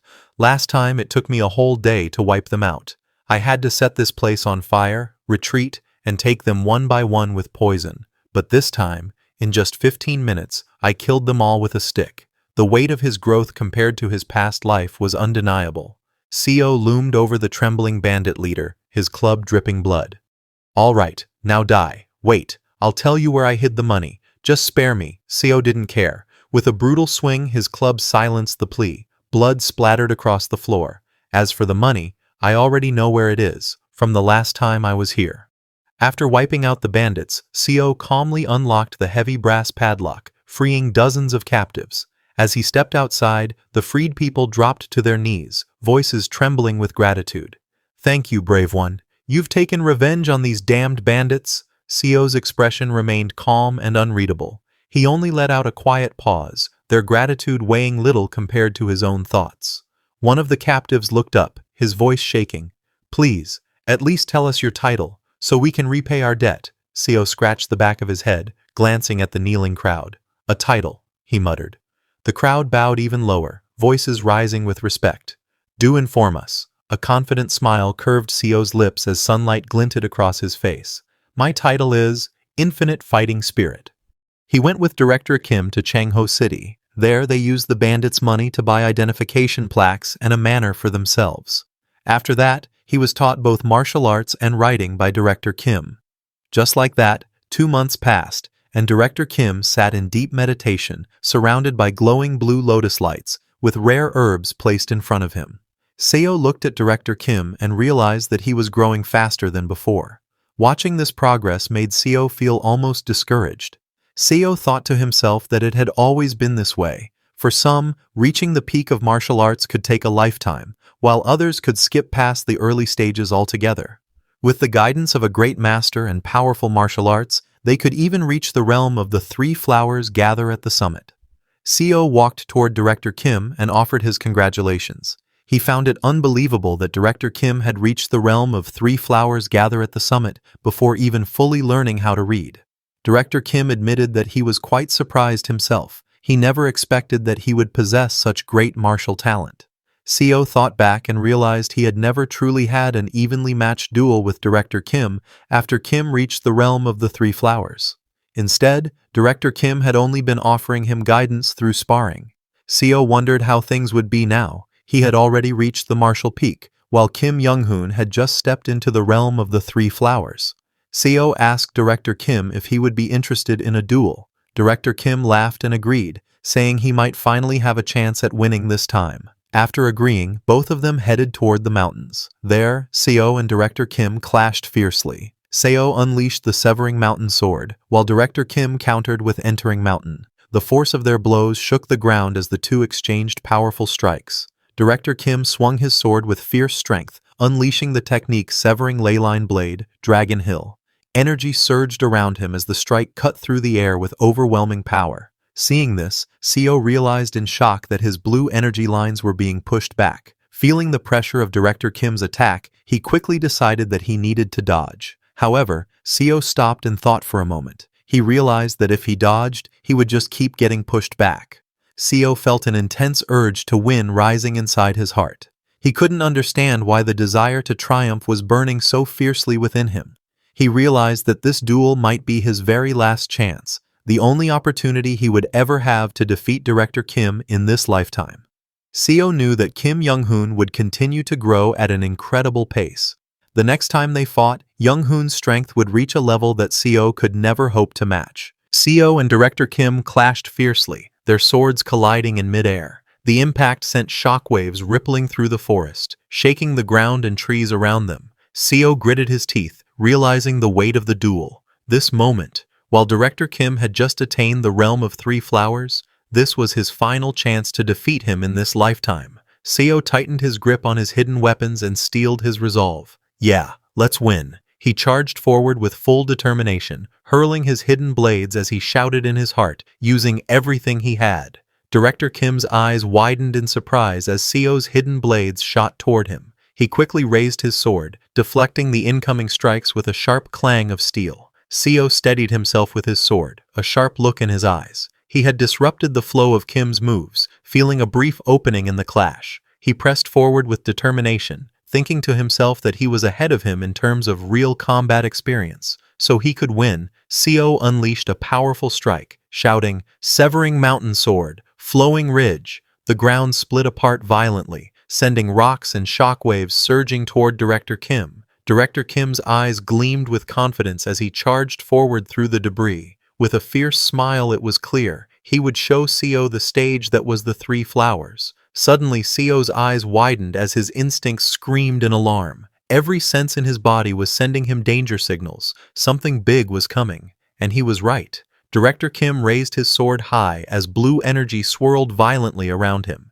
He unleashed his strength, channeling enhanced blade ki into the strike. A devastating wave of blade chi tore through the ground as Director Kim unleashed his attack, splitting the earth apart and surging straight toward Seo with unstoppable force. Seo's gaze sharpened, sweat rolling down his face. He knew that if he tried to clash head-on with that attack, he would be completely severed. However, he refused to back down. He tightened his grip on his sword, energy swirling violently around him. The Severing Mountain Sword he had trained so hard to master was now his only answer. The Severing Mountain Sword was no ordinary technique. It was a martial art created by the genius Kim Young-hoon, who had mastered the 5 energies converging into the origin. Drawing upon that power, Seo unleashed his might. Severing Mountain Sword, Echoing Valley. A blinding surge of sword energy split the skies, tearing through the forest below. The ground quaked, trees swayed violently, and birds scattered into the air as the devastating strike crashed down with unstoppable force. Dust and debris exploded into the air, filling the battlefield with a thick haze. Through the thick dust and swirling debris, a shadowy figure emerged with his sword still in hand. Director Kim's voice carried through the haze, filled with a mix of respect and thrill. He found it incredible. Seo panted heavily, his eyes wide with disbelief. Director Kim had withstood his counterattack. That strike was supposed to shatter the old man's blade and send him flying back, yet he still stood firm. However, Director Kim lowered his blade. His voice was calm yet heavy with finality as he admitted the truth. This battle was his defeat. Director Kim looked down at his broken weapon, a faint smile crossing his face. To him, having his blade shatter was a disgrace as a martial artist. Still, he acknowledged Seo with sincerity, admitting that he was truly experienced. Seo calmly sheathed his sword, his voice steady. There was no need for Director Kim to worry, because from this moment on, he knew that he would never again be able to defeat him. With the conclusion of today's battle, Seo accepted the truth. He would never again be able to defeat Kim Young-hoon. Not in this lifetime, only perhaps in the next.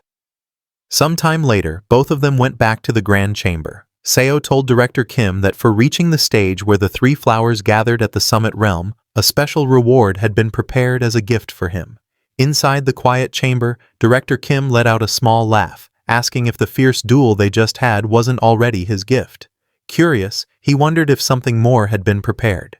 Seo stepped forward, holding out a box with both hands, and replied calmly that indeed, here was the true present. Seo revealed the gift, a stack of ancient blue-bound scriptures. They were known as the scriptures of gazing cultivation and exceeding martial arts. He explained that he had acquired them from an old man who claimed that only those who had reached the realm of the three flowers could truly comprehend and master their contents. Seo admitted that he had tried reading the scriptures himself, but couldn't make sense of them, so he decided to entrust them to Director Kim. With a pleased smile, Director Kim considered it a stroke of luck and accepted the gift gratefully. After Seo had taught him how to read, Kim Young-hoon immersed himself fully in the 6 volumes. He became deeply entranced by the scriptures of gazing cultivation and exceeding martial arts, losing himself in their profound teachings. 4 months passed, and the grand halls of the palace stood beneath the clear sky, marking the passage of time since Kim Young-hoon had begun his deep study of the scriptures. Seo returned with a bright smile, holding a heavy pouch in his hand. He called out to Young-hoon, telling him he had brought back money.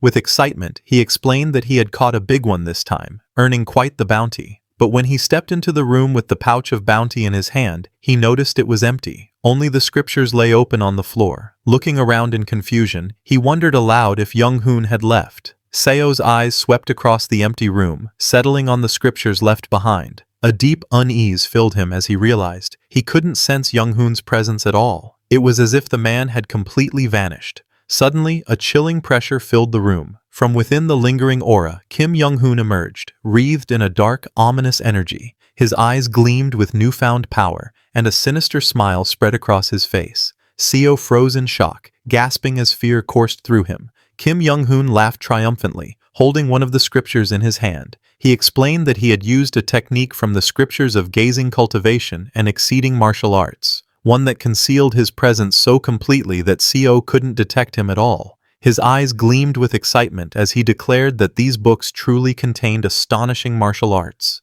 Seo's voice trembled as he called out to him, realizing the gravity of what he had just witnessed. In his mind, he thought to himself, this strange technique was something Kim Young-hoon was only supposed to use after reaching the realm of the 5 energies gathering at the origin. Yet now, he was using it already, long before even a full year had passed since Seo's regression. Kim Young-hoon laughed as he held the scripture in his hands, explaining that this was just one of the many techniques recorded within it. He pointed out that if even a martial artist like Seo, who had already reached martial peak, couldn't sense his presence, then he could easily assassinate anyone he wished without being detected. Seo looked at Young-hoon with a faint smile, his eyes reflecting both admiration and a hint of unease. In his mind, he acknowledged the undeniable truth. Indeed, what stood before him was pure talent. Kim Young-hoon mentioned that he was preparing to travel across the lands to gain real combat experience and asked Seo if he wanted to join him. Seo, however, politely declined, saying he was fine without going. Young-hoon looked at him curiously, puzzled by his response, and asked what he meant. Seo explained that he wanted to focus on stabilizing his comprehension of martial peak rather than traveling. Hearing this, Kim Young-hoon nodded in understanding, noting that Seo was still at the beginning stage of martial peak and had yet to master the use of sword silk. Seo admitted that while stabilizing his martial peak was important, something else had caught his attention. He had begun to develop an interest in the imperial regime. Hearing this, Kim Young-hoon tilted his head slightly, surprised, and repeated the words with curiosity. Imperial regime? Seo explained that if he managed to secure a position within the government, there might come a day when he could lend support to Young-hoon, who would likely be active within the Murim world by then. Hearing this, Director Kim gave a warm smile and thanked Seo with gratitude. After that, Seo and Director Kim chose to part ways for the time being, each setting out on their own path. Yet deep down, Seo admitted to himself that his desire to join the imperial regime wasn't solely out of interest. It was driven by other, more personal reasons he had yet to reveal. From the knowledge Seo had accumulated during his time as the strategist of the Martial Arts Alliance, he knew one crucial truth. The imperial family of Yangguo had deeper ties with cultivators than any other mortal organization. This connection made them uniquely influential, and it was one of the main reasons he set his sights on the imperial regime. According to rumors, it was said that the imperial family of Yangguo was not purely mortal, but in fact a collateral branch tied to a powerful clan of cultivators. With this knowledge in mind, Xiao made his choice. He submitted his application to the Yangguo military, setting his plan into motion. Xiao's reputation as a renowned bounty hunter earned him swift acceptance into the Yangguo military. Once inside, his unmatched skills and combat prowess allowed him to climb the ranks at a remarkable pace, until he eventually secured the position of general. Xiao then set his sights higher, applying for the elite position of Imperial Guard. With his abilities, he passed the selection with ease. Achieving such a prestigious role within just 5 years of his regression was a clear testament to how far he had come. An elder official reminded Xiao of the weight of his new role. His duty as an Imperial Guard was to put his very life on the line to protect His Majesty. With a sharp look, the man added that a martial artist who had reached the peak realm should certainly be capable of fulfilling such a responsibility. Xiao nodded firmly, gripping his weapon with resolve. With steady eyes, he assured the elder official that he would be sure to do so. Xiao entered the imperial family's shadow guards and, after undergoing rigorous training in stealth and hidden breathing techniques, he was soon assigned to duty. After that, the day came when Xiao was finally granted the honor of meeting the emperor. In that moment, Xiao made a startling realization. He had discovered something truly surprising.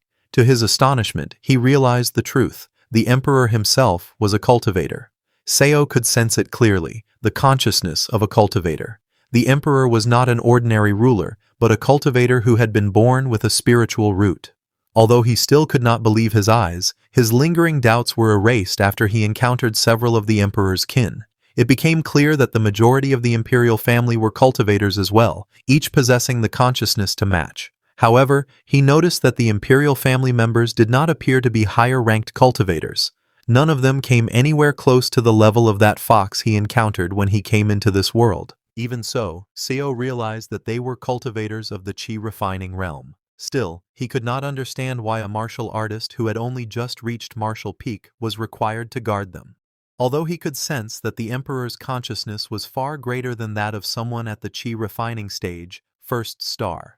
With such overwhelming power, the emperor alone was stronger than all of the shadow guards combined.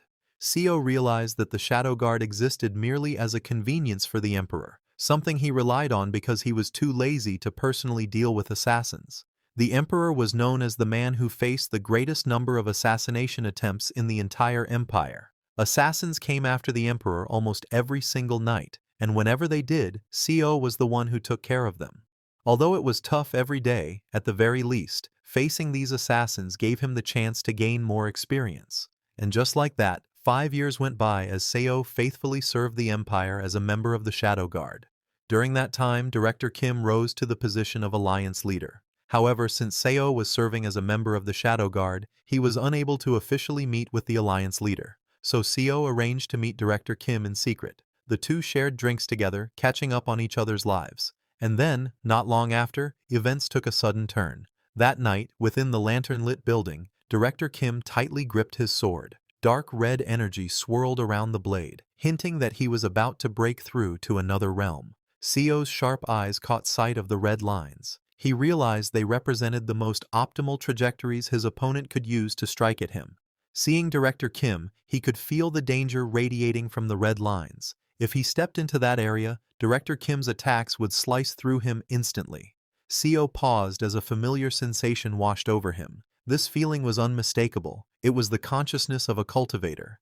Xiao thought to himself how unfortunate it was. If he had already reached the stage of 3 flowers, he would have been able to see far more. For now, he decided to carefully examine Director Kim's current condition. Although it was difficult to fully grasp what he was seeing, he believed this sight would serve as an important clue for comprehending Sword Silk. Meanwhile, Director Kim slowly exhaled, releasing a faint blue mist from his mouth, a clear sign of the powerful energy flowing within him. His body erupted with blazing energy as golden flames burst forth, his aura surging wildly while his robes tore apart under the overwhelming power. In the next moment, his physique transformed, brimming with power. A confident smile spread across his face as he declared that his body had changed. Seo, watching this, remarked with a faint smile that Director Kim had grown younger. In response, Director Kim confirmed proudly that he had successfully reached the state of 5 energies converging to the origin. Director Kim noted that it was unfortunate for Seo. Had Seo attained the stage of 3 flowers, he would have gained far more from this experience. Seo agreed with the thought, but humbly admitted that it was his own fault. His skills were still too lacking. But Director Kim told Seo that it should still be of some help, advising him to ponder over it more carefully once he returned. As they walked under the night sky, Seo asked Director Kim if he had met a few cultivators by now. Director Kim replied with a simple nod, confirming that he had. As they continued walking through the quiet forest, Seo remarked that Director Kim's domain felt very similar to the consciousness cultivators possessed. He then asked if Director Kim thought there might be a connection between the two. Director Kim agreed that there might indeed be a connection. Within the region around him, he believed he could face cultivators at the chi refining stage head-on. He added that perhaps those who reached the state of 5 energies converging to the origin could gain a sight similar to what cultivators possessed. Seo quietly acknowledged the insight, realizing that even martial artists could train in a way similar to cultivators once they attained the state of 5 energies converging to the origin.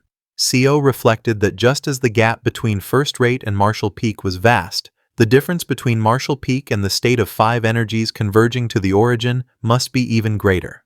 The shift in perception at that level was so immense that it became difficult to even imagine what it could truly be. He thought to himself that the experience he gained today would surely aid him when the time came for him to pursue the state of 5 energies.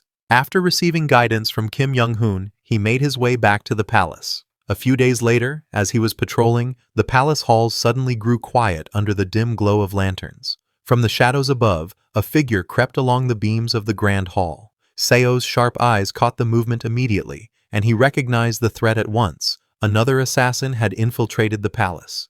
Seo swiftly drew his blade, his senses sharpening as red energy locked onto him. In that instant, he realized the danger. This assassin was no ordinary foe. They were at the level of martial peak. In a flash, the assassin's blade shot forward, glowing with deadly force as it tore through the air. However, Seo calmly assessed the situation as he deflected the assassin's strike. From the flow of their movements, he could tell that although they had reached martial peak, their control was unrefined. It was clear they had only recently attained that level. The assassin leapt from above with a fierce cry, dagger raised high, aiming to strike Seo down in a single decisive blow. From below, Seo stood firm, his gaze steady as he prepared to counter the attack. Steel clashed against steel as Seo met the assassin's strike head-on. Sparks burst from each impact, the hall echoing with the sharp clangs of their weapons. Both fighters moved with speed and precision, locked in a fierce struggle for dominance. Seo's eyes narrowed as he studied the assassin's movements mid-battle. Something about their technique felt unusual, prompting a sharp thought in his mind. It was peculiar. Seo knew he should be focusing entirely on the battle before him, yet his mind wavered. The vivid image of Kim Young-hoon attaining the state of 5 energies lingered in his thoughts, refusing to fade. As Seo steadied his glowing blade, a thought surfaced in his mind. What exactly was sword energy? He recalled the teachings he had heard. Sword energy was proof that one had become truly united with the sword, a sign of reaching the intermediate stages of first rate. He recalled the principle behind sword energy. Once a martial artist reached martial peak, they could perceive the optimal trajectories of their strikes. As long as the sword followed that perfect pathway, the flow of sword energy would never falter. As Seo clashed blades with the assassin, clarity filled his mind. The lines he saw before him were the most flawless paths his sword arts could ever pursue. Sword energy, he realized, was the essence of becoming one with his sword style, drawing out its full potential to the absolute maximum. Through his training, he came to a realization: sword martial arts and sword energy were, in essence, the same. Yet as the thought settled in his mind, doubt crept in. He paused, questioning himself. Hold on, that couldn't be right. If sword martial arts and sword energy were truly the same, then wouldn't even Jiangshi, mindless corpses controlled by cultivators, be able to wield sword energy as long as they were taught the sword? The idea didn't sit right with him. In the midst of combat, Seo's realization deepened. Sword energy was not merely martial arts. Though born from martial techniques, it was something beyond them, an essence greater than simple swordplay. As the truth dawned on him, clarity flashed in his eyes. Seo came to understand that while sword energy was forged through martial arts, its true source lay deeper. At its core, it was born from the human spirit, the will and intention of the martial artist wielding the blade. Seo's realization deepened as he observed the glowing lines. The red and blue paths before him were not just perfect attack trajectories, they were the manifestation of a martial artist's intent. Each line represented the will behind the sword, the very trajectory of intention itself. The moment he grasped that truth, a strange sensation flowed from the hand gripping his sword. It felt as though living veins had sprouted from the blade itself, weaving into his arm and connecting them as one. Just then, the assassin lunged forward with deadly speed, their blades slicing through the air with precision. Every movement carried lethal intent, the strike aimed straight at Seo without hesitation. However, Seo flipped above his opponent, his sword cutting down in a sweeping arc. The assassin below countered with equal ferocity, their strike rising to meet his. Sparks flew as steel collided, the sound echoing sharply through the grand hall. The assassin's eyes widened in shock as a powerful clash erupted, blasting out a wave of force. The impact sent debris flying, and the masked figure staggered back, struggling to withstand the overwhelming strike. As the force of the clash tore through the hall, the assassin's mask was ripped away, revealing the face of a young woman beneath.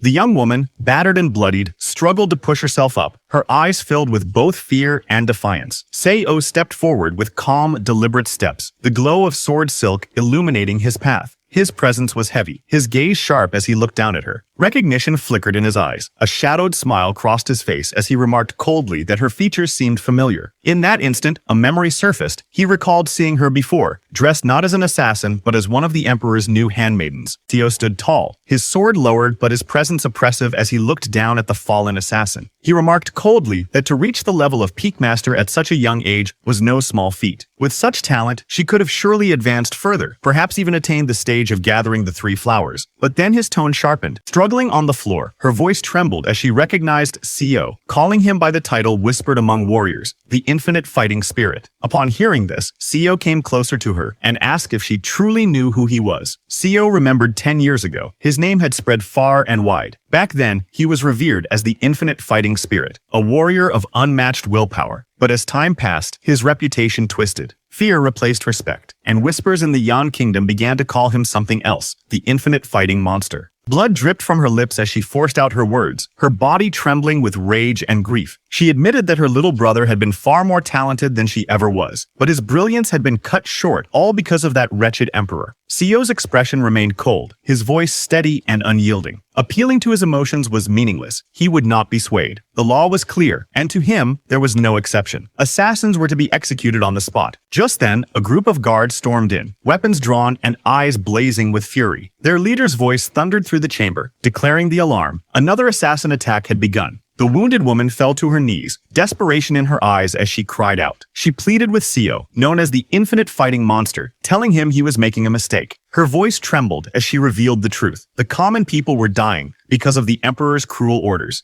But before she could finish her words, a swift slash cut through the air. Blood splattered across the hall, silencing her plea in an instant. Seo's voice was calm, but merciless as he spoke. He admitted he was sorry, yet in his position, allowing himself to be swayed by an assassin's words would be a grave crime. With that resolve, he raised his sword high. The lifeless body lay at his feet as the blade gleamed coldly under the palace lights, the execution carried out without hesitation.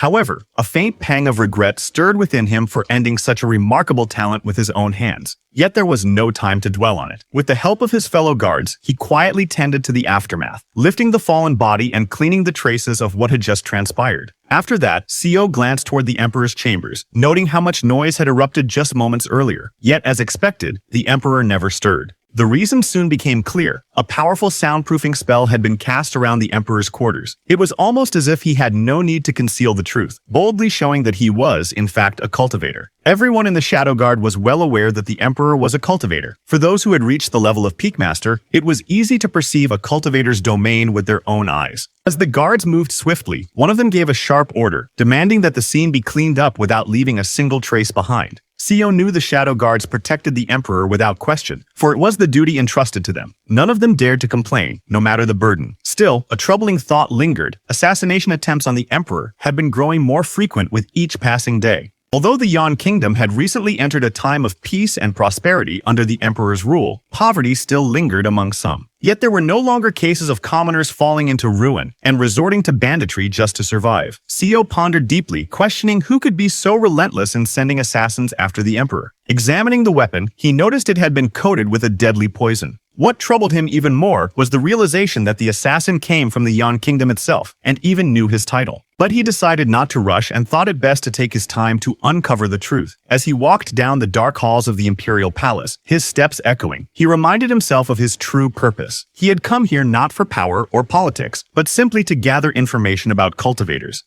10 years passed. During that time, Seo faithfully carried out his duties as a guard. Through his steady service, he gradually earned the emperor's trust. At the same time, Seo made use of the authority he had gained to uncover information from every corner of the imperial palace. Of course, there were limits. Classified knowledge remained beyond his reach. By carefully piecing together documents that were only available in the government offices, Seo managed to uncover something valuable. Through his persistence, he finally found a clue about the elusive cultivator clans. At long last, he had succeeded. He finally discovered the region where the cultivator clans resided. Seo sighed in frustration, realizing just how difficult it was to gather information about cultivators. Still, despite the challenge, he admitted to himself that this was far better than the days he had spent as the strategist of the Murim Alliance. Seo reflected on his progress, realizing that perhaps it was because he gained real combat experience almost every night. At this pace, he believed he could aim to reach the state where the three blossoms converge within this very lifetime. At this pace, he believed he could aim to reach the state where the three blossoms converge within this very lifetime. Just then, he picked up the next document, murmuring to himself that it was the census report. The record stated that in the 33rd year of the Heian calendar, by the grace of His Majesty the Emperor, the number of orphans and beggars had greatly decreased. Because of this, the number of people joining bandit groups had nearly disappeared altogether. Seo flipped through the pages of the report, his brow furrowing. It was supposed to be an official document prepared by the government office, yet the writing and details were surprisingly careless. He couldn't help but wonder why it was so sloppy. The report in Seo's hand seemed incomplete. Though it claimed the number of beggars had decreased, the crucial detail was absent. The most important part was missing. How exactly had the numbers fallen so sharply? That unanswered question lingered in Seo's mind. Seo's eyes narrowed as the thought crossed his mind. Could it be that they had all starved to death? Yet he quickly dismissed the idea. If such a large number of people had truly perished from starvation, his past self would have undoubtedly known about it. It wasn't a simple matter of the poor moving up the social ladder, nor had the emperor provided relief or created new livelihoods for them. To Seo, it felt as though these people had not risen or been saved at all. They had simply been erased quietly, as if wiped from existence. Besides, there had been no famine, nor had any war broken out in the Yan Kingdom. Yet despite the peace, how did they disappear? He also remembered that assassin woman telling him the truth. The common people were dying, and it was all because of the emperor's cruel orders. However, Seo found the situation strange. The current emperor might not have been a saint, but he was at least a capable ruler, average, if nothing more. That alone made it puzzling. If the poor hadn't simply vanished due to neglect or incompetence, then where had all these erased people truly gone? Seo considered the matter carefully. If it was something even the government offices couldn't fully grasp, then there was a strong chance it was connected to the cultivator clans. Time and again, these gaps in information always seemed to lead back to them. Seo turned toward the window, his thoughts firm. From here on, the matter was no longer his to pursue. The investigation beyond this point would have to be left in the hands of Kim Youngi. At the Murim Alliance, a grand ceremony was held to mark the retirement of its first lord, Kim Youngi. Many mourned his departure, unwilling to see such a great leader step down. Yet, in contrast to their sorrow, Kim Youngi himself appeared calm, even relieved, as if a heavy burden had finally been lifted from his shoulders. And there was good reason for his relief. Kim Youngi's retirement from the position of Murim Alliance Lord signified something greater. He had completely mastered the 6 volumes of the Hosewol Mugyong, and was now preparing to set out on a new journey, one that would lead him to seek out the cultivators themselves. Seo stepped into the room quietly, his movements so light that he startled Director Kim inside. At first, Director Kim mistook him for an assassin, only to realize it was Seo. He remarked how refreshed Seo looked, yet noted with unease that his presence carried an aura, one that felt more and more like that of an assassin. Seo relayed the information and conclusions he had gathered from the Imperial Palace to Kim Youngi without delay. As expected, the moment Seo mentioned that the matter seemed tied to the cultivator clans, Kim Young-gi's interest sharpened noticeably. Seo shared that he knew of several places where the cultivator clans resided. He asked Brother Kim to investigate further and dig up information on them. Brother Kim agreed readily, admitting that he too had been curious to uncover what those clans were plotting. And so, with Kim Young-gi's guidance, the decision was made to uncover the hidden schemes of the cultivator clans. And so, with Kim Young-gi's guidance, the decision was made to uncover the hidden schemes of the cultivator clans. After that, Seo went back to the palace. That night, the palace stood silent beneath the starry sky. Guards reported to their vice commander, Seo, that the north gate was clear. Seo nodded. However, he had recently noted how the number of assassin intrusions had decreased. He reasoned that even their enemies couldn't afford to endlessly send peak-level masters into the palace. But just then, chaos erupted as a shout rang out. An assassin had appeared at the east gate. Flames burst forth, engulfing the area, and one of the guards was caught in the fire, screaming in agony as his body burned. Amidst the blaze, a figure stood calmly, holding a talisman glowing with eerie energy. With a cold gaze, he observed the scene and noted that the guards were all peak-level masters. The intruder, with his blue hair tied back and a talisman still glowing faintly at his side, found himself surrounded by palace guards. He muttered in irritation, calling the situation a nuisance. His concealment arts, usually flawless, were being disrupted by the sharp perception of the guards, making it difficult for him to remain hidden. Seo's eyes widened in shock as he realized the truth. The intruder was actually a cultivator. He thought their enemies had run out of peak masters and were now desperate enough to send a cultivator disguised as an assassin. One of the commanders shouted in alarm, confirming that the intruder was indeed a cultivator. His voice rang through the hall as he ordered everyone to stay alert and be on their guard, preparing for the battle ahead. The blue-haired cultivator sneered as he spread a handful of glowing talismans in his hands. With arrogance in his voice, he mocked the guards, asking if they truly believed they could stand against him. He declared that the so-called peak masters they had faced were only cultivators stuck at the first level of the chi refining stage, far weaker than him. The cultivator rose into the air, talismans swirling around him as dark energy gathered. With a voice filled with pride, he revealed his true power, not just a beginner, but one who had already reached the second level of the chi refining stage. Flames ignited in his hands, wrapping around the glowing talismans. With a cruel smile, he vowed that after slaughtering everyone present, he would hunt down and kill the man from the collateral branch of the Mockley clan. The cultivator unleashed his attack, fiery talismans streaking through the air like blazing spears. Explosions erupted as the flames struck, engulfing the hall in a sea of fire. Guards caught in the blast screamed in agony, their bodies consumed by the raging inferno. As the palace echoed with their cries, the cultivator smirked, his arrogant laughter echoing through the burning hall as flames devoured everything around him. He believed no one present could match his strength. But from within the inferno, Seo emerged. He cut through the sea of flames, sword in hand, his presence radiating unshakable resolve. The fire parted around him, as though even the blaze dared not touch his blade. The cultivator's eyes widened in disbelief as he stared at his opponent. Never had he imagined anyone would withstand his blazing strike, yet Seo before him met his gaze with unshaken resolve. The cultivator looked down with a cold, piercing gaze. He remarked that for someone who had only managed to block a single attack, survival would not last long. The cultivator floated above the ground, talismans circling him like predators waiting to strike. His gaze bore down on the warrior below, filled with disdain. With a cold, venomous voice, he spat out his words, calling the man beneath him nothing more than an insect, unworthy of standing in his presence.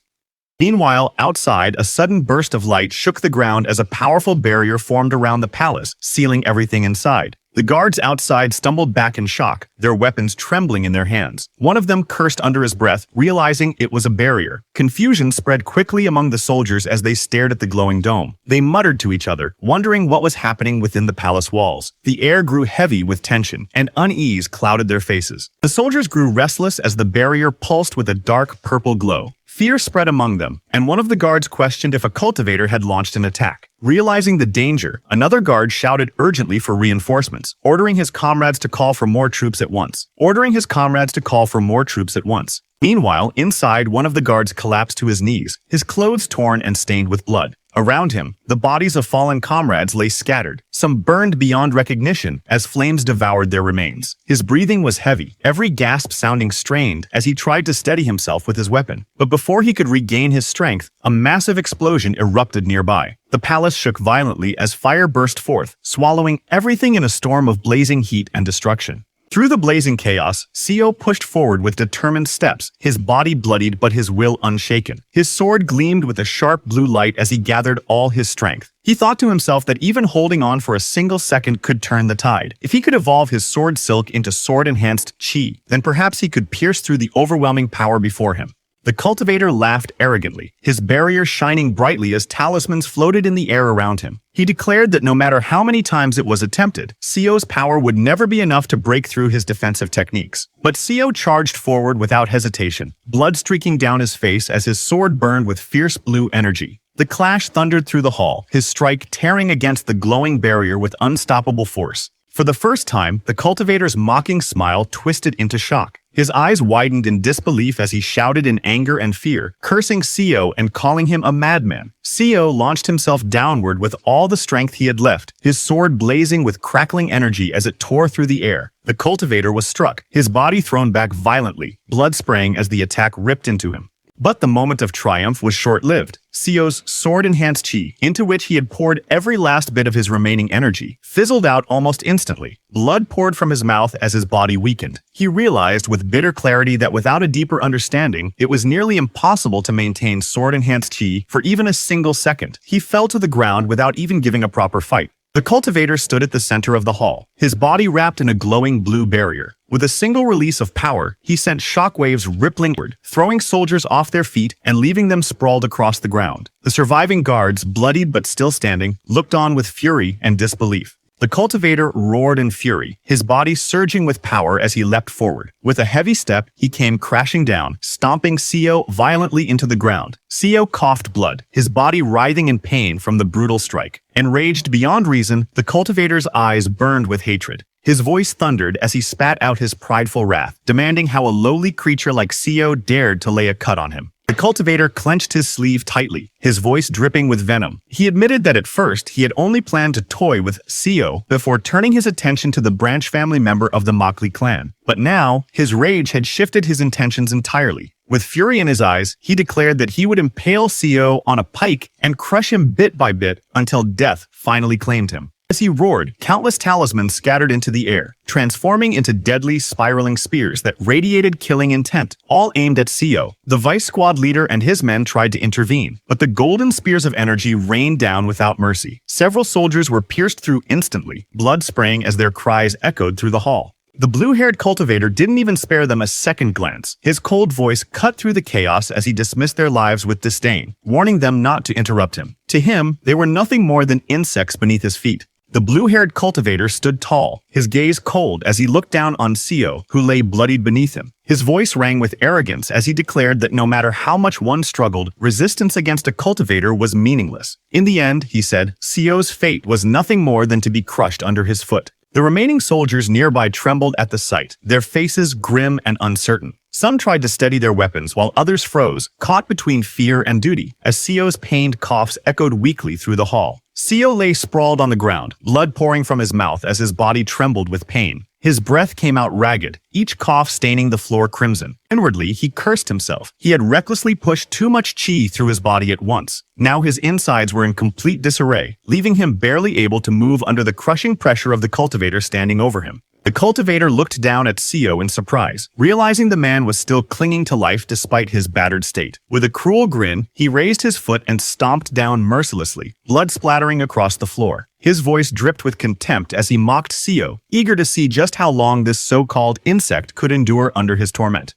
Seo lay broken on the ground, blood pooling beneath his face. His weary eyes stared forward as a bitter thought crossed his mind. Yeah, he was no different from an insect. His talent, his skills, even his life, all of it was as insignificant as a bug's. Even in that moment of despair, he accepted this cruel truth about himself. Cultivator looked down at Seo with a mocking smile. His voice dripped with arrogance as he sneered, asking if Seo was begging for his life. Seo's body trembled under the crushing weight of his enemy's foot, blood pooling around him. Yet, even as his vision blurred, his thoughts burned fiercely. The countless hours of training, the endless years of pain and endurance, none of it could simply vanish. With a sudden surge of will, his bloodied hand slammed against the ground, forcing his battered body upward. The cultivator's eyes widened in surprise at Seo's defiance. Inwardly, Seo analyzed the cultivator. He realized from the way the man had used stealth, it was clear this was someone who had never properly trained his body, nor had he learned to fight with awareness of distance. Seo judged that he was nothing more than a man born with raw talent, fortunate enough to step onto the path of cultivation, but lacking the discipline and foundation to stand. Seo's bloodied hand clung tightly to his enemy's robe as his body trembled from pain. His vision blurred, yet his thoughts burned with bitter resolve. He realized he could lose to such a man. He could fall here, facing such a bastard. The weight of that truth pressed down on him, heavier than the cultivator's foot itself. Seo's bloodied hand clenched tighter. Even as pain tore through his body, he refused to accept that all the years he had endured, the endless effort he had poured into training, had been meaningless. His voice, raw and trembling, carried the weight of his resolve. He would not accept that he could never rise to a higher stage. He would not give in. Through blood and defiance, Seo roared that even the struggle of an insect carried meaning. The cultivator roared in fury, calling Seo filthy as talismans ignited into flames around him. He demanded that Seo remove his hands at once. But then, in the heat of his rage, his expression suddenly faltered. Blood trickled from his nose, and shock spread across his face. For the first time, confusion replaced his arrogance. But Seo's sharp gaze burned with grim determination. Inside, Seo knew the truth. The poison was working. The burst of chi he had used earlier, the strike meant to break through the cultivator's defenses, was only a means to an end. The real weapon had always been the poison coating his blade. That was the trap he had set from the very beginning. The cultivator's face twisted in panic as the realization hit him. His body trembled, blood spilling from his mouth and nose while his vision blurred. He stammered in desperation, cursing the poison now coursing through his veins. His hands shook as he tried to muster his strength, muttering frantically that he needed to nullify it before it was too late. For the first time, fear replaced arrogance in his eyes. Seo's eyes burned with cold fury as he pinned the cultivator down. He would never allow him the chance to nullify the poison. He forced the cultivator's jaw shut, silencing any chance of an incantation. At the same time, he clamped down on his arm, preventing him from forming seals. With blood dripping from his mouth and strength still surging in his grip, Seo snarled that now the arrogant cultivator should try casting his spells, if he still could. The guards panicked as they saw the cultivator struggling under Seo's grip. One of them shouted desperately to help Seo, and several men rushed forward with weapons drawn. But before they could reach him, the burning talismans shattered with a deafening crack. The defensive barrier that had protected the hall collapsed in an instant. From outside, soldiers cried out that the defensive technique had broken. With renewed vigor, they charged forward, storming into the palace as their boots thundered against the floor. The cultivator's lifeless body collapsed on the ground, his face twisted in horror. Seo stood over the corpse, his body battered and covered in blood, yet his eyes burned with cold determination. He remembered how his enemy had once mocked him, belittling him as nothing more than an insect. Now, with the cultivator lying lifeless before him, Seo's thoughts carried a bitter edge. That same man who had looked down on him with arrogance was no different in death, proving that all his cruelty and pride had led to nothing. Next day, golden roofs shimmered under the bright blue sky as the grand palace stood tall and silent, surrounded by red walls and towering pillars. Inside one of the rooms, a warm lantern hung from the ceiling, gently swaying as thin smoke filled the air. Seo slowly opened his eyes, blinking in confusion as he stared at the ceiling above him. From nearby, a calm voice asked him, "Are you awake?" He turned his head to see an elderly man sitting beside his bed, calmly smoking a long pipe. Coughing lightly, he spoke weakly, asking, "Is it okay to smoke next to a patient?" The old man gave a small laugh and told him not to talk nonsense. Tobacco is a great herb. Seo, lying in bed, stared blankly at him, stunned by what he just heard. What is he even saying? He thought in disbelief. Then it hit him. He realized that this must be like medieval times. Seo slowly sat up on the bed, feeling the strength return to his body. It was lighter than before, and a calm relief washed over him. The old man sitting nearby spoke with a composed tone, explaining that His Majesty had appointed one of the royal doctors to treat him. He reminded Seo to be grateful, for such a favor from the king was rare. As Seo listened, a faint smile appeared on his face. He finally understood why the royal physicians were so respected. Their skill was beyond ordinary. Deep inside, he began to wonder if he could one day learn from such masters. His gaze then fell upon his right hand, which was tightly wrapped in bandages. The old man noticed and said softly that the doctor had done all he could. Seo would be able to use his hand again, but it would never be quite the same. It was still healing, and he was warned not to move it too much. Seo raised his hand and studied it quietly. The memory of the battle came back to him, how the cultivator had crushed his hand without mercy. Yet, instead of anger, a faint smile touched his lips. Despite everything, he was simply grateful that he could still move it at all. The old man looked at Seo and nodded, saying it was good that he could stay positive despite everything. He then mentioned that the king had decided to reward Seo for his brave service. On the table before them sat a small, ornate blue box trimmed with gold, a royal gift. Since the members of the Shadow Guard could not be officially rewarded in public, the old man had been sent to deliver the gift in secret. He asked if Seo was able to move, and seeing him nod, he stood up and began to read the royal decree aloud. With a steady voice, he announced, "By His Majesty's command, Seo Eunhyun, Vice Captain of the Shadow Guard, for throwing himself into danger to protect the throne, His Majesty bestows upon him the Chukodan, the legendary pill said to be taken by cultivators."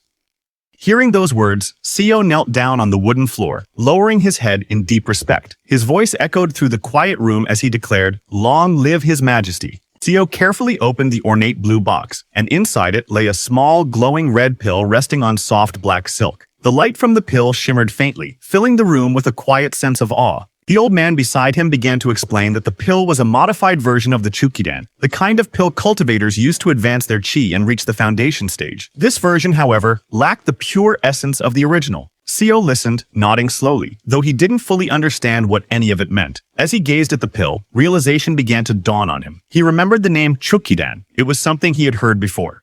His eyes narrowed as a thought crossed his mind. Chukkidan's residue. Memories from his past surfaced. Seo once worked in a medical center, where he had occasionally helped make elixirs. He recalled how, during the process, a thick residue would always remain after refining the ingredients. Looking at the pill again, he understood the truth. What he had received was not the pure Chukkidan, but a pill created from the leftover remains of one, the kind usually sold cheaply to drunks or wandering cultists. It had no real effect. A faint smile appeared on his face, though it carried a trace of bitterness. He understood now. The Emperor's gift was nothing more than a gesture. Inwardly, he couldn't help but think how petty the Emperor was. The old man beside him, unaware of the truth, spoke proudly. He said he had heard that this pill could extend a person's life by 10 years. Seo's eyes widened in shock at the claim. 10 years? He could hardly believe it. Trying to make sense of it, Seo looked back at the pill, puzzled. He could tell that the old man seemed envious, his gaze lingering on the small red sphere. Still, Seo knew there was nothing the man could do. The gift had come directly from the Emperor himself. No one dared question it, even if the truth behind the reward was far less grand than it appeared.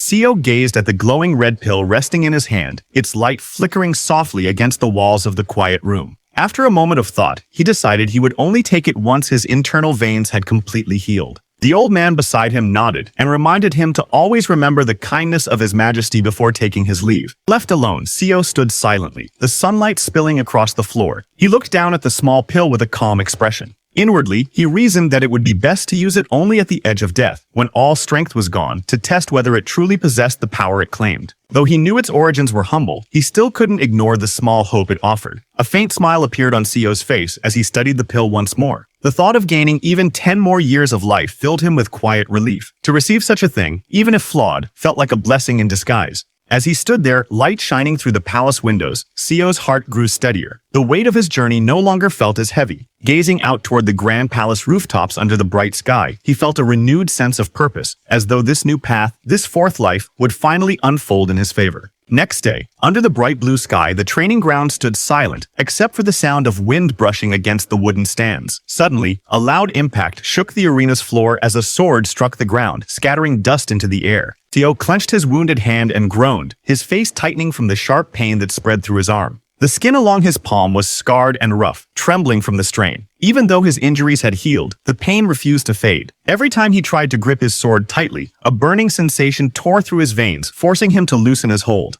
His once steady hand now betrayed him, and his strikes lacked the precision they once carried. Standing alone in the empty arena, Seo looked down at the sword lying before him. He could no longer perform the severing mountain swordsmanship, a technique that once defined his strength. The thought weighed heavily on his mind. As the breeze carried the sound of silence across the field, a bitter question echoed in his heart. Was this where his martial arts journey would end in this new life? Seo tightened his trembling fist, his knuckles cracking as blood surged through his wounded hand. Pain shot up his arm, but his resolve burned brighter than the ache. He refused to give in. The thought of surrendering was unthinkable. Seo had climbed through endless trials, facing death and despair, to stand where he was. Every scar on his body was proof of his struggle, proof of the countless times he had bled to reach the pinnacle realm. Such pain was nothing new to him. It was a constant companion, one that had followed him like a shadow through every battle and lifetime. He took a firm step forward, the sound of his boots echoing through the silent arena. This suffering would not break him. Seo's eyes blazed with unshakable determination as he gripped his sword once more, blood dripping down his palm. No matter how much it hurt, he swore he would never give up. Even if his hand burned and his veins screamed, he would rise beyond his limits. He would break through once again and reach a realm higher than ever before.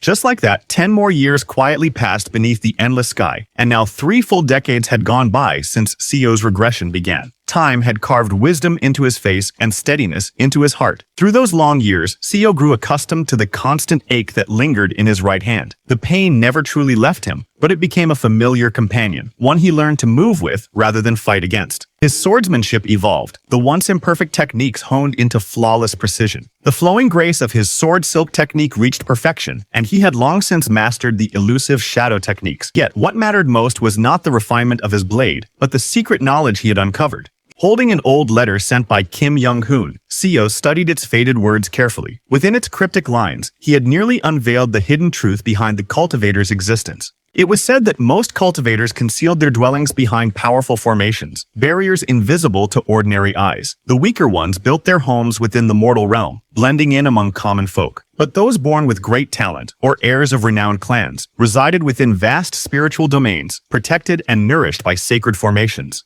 And now, after 30 years of struggle, Seo stood on the verge of discovering that hidden world. Seo's research led him to a grim truth about the cultivator's hidden territories. Within those sacred lands, even ordinary people lived, not as equals, but as servants or slaves. They worked tirelessly to serve their masters, cleaning courtyards, carrying water, and tending to their needs. Some were treated slightly better, while others were bound by cruel fate, never allowed to leave.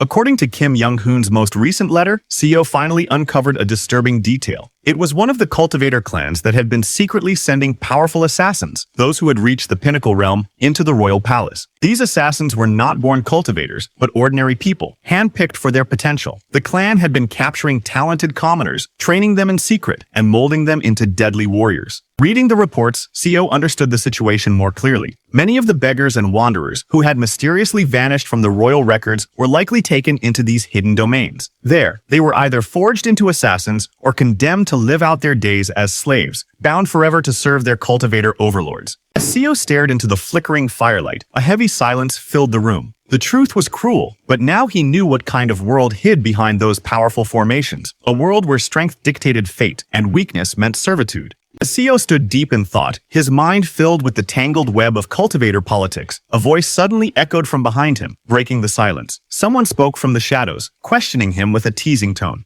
The unexpected voice startled Seo, making him turn sharply toward the source. His eyes widened in surprise as he recognized the familiar face. It was Kim Hyung, his longtime comrade and trusted ally. Startled yet relieved, Seo exhaled deeply. He told Kim that he had just finished reading the letters and had already burned them to keep their content secret. Kim stepped forward, a faint smile forming as he replied that he had sent those letters a month ago, surprised they had arrived so late. But then, his tone shifted. With a serious expression, Kim explained that he hadn't come merely to exchange words this time. He had discovered something important enough to bring him there in person. Hearing this, Seo's calm expression hardened. The flickering candlelight danced across his face as he braced himself, knowing that whatever Kim had found could change everything.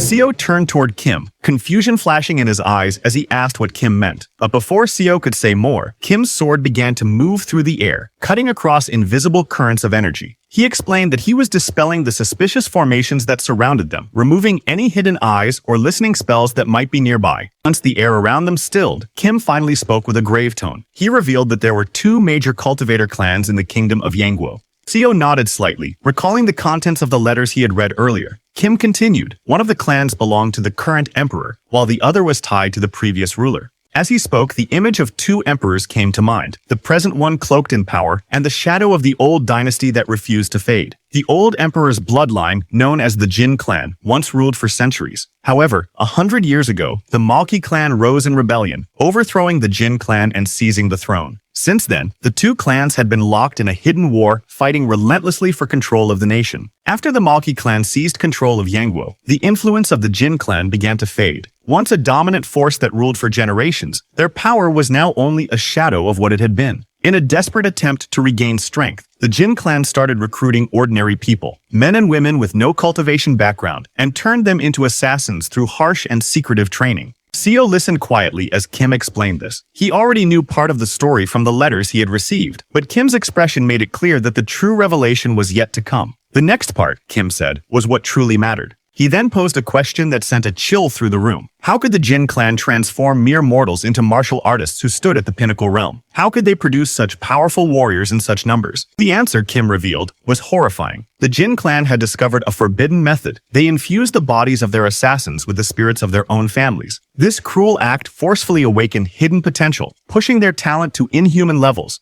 Seo's eyes widened in disbelief as the truth sank in. He asked if the Jin clan truly slaughtered the assassins' families only to use their souls as fuel. Kim shook his head gravely. The reality was even darker. It wasn't the Jin clan who carried out the killings. It was the current emperor himself, the ruler who now sat upon the throne. It was the Malki clan, the ruling cultivators of Yangguo. Seo stared at the scene, his eyes narrowing as Kim continued explaining. For nearly 3 decades, the Malki clan had been committing unspeakable acts. In their pursuit of immortality and power, they had been turning orphans and beggars into ingredients, using human lives as raw material for alchemy. Kim's voice grew grim as he revealed the truth. The Mokli clan had been collecting the blood and life force of ordinary people to forge pills capable of extending the lifespan of cultivators. These cruel experiments were carried out in secret, hidden behind the glory of the imperial court. The poor, the abandoned, the voiceless, they were chosen because their disappearance would go unnoticed. Villages lost entire groups overnight, yet no one dared question the empire.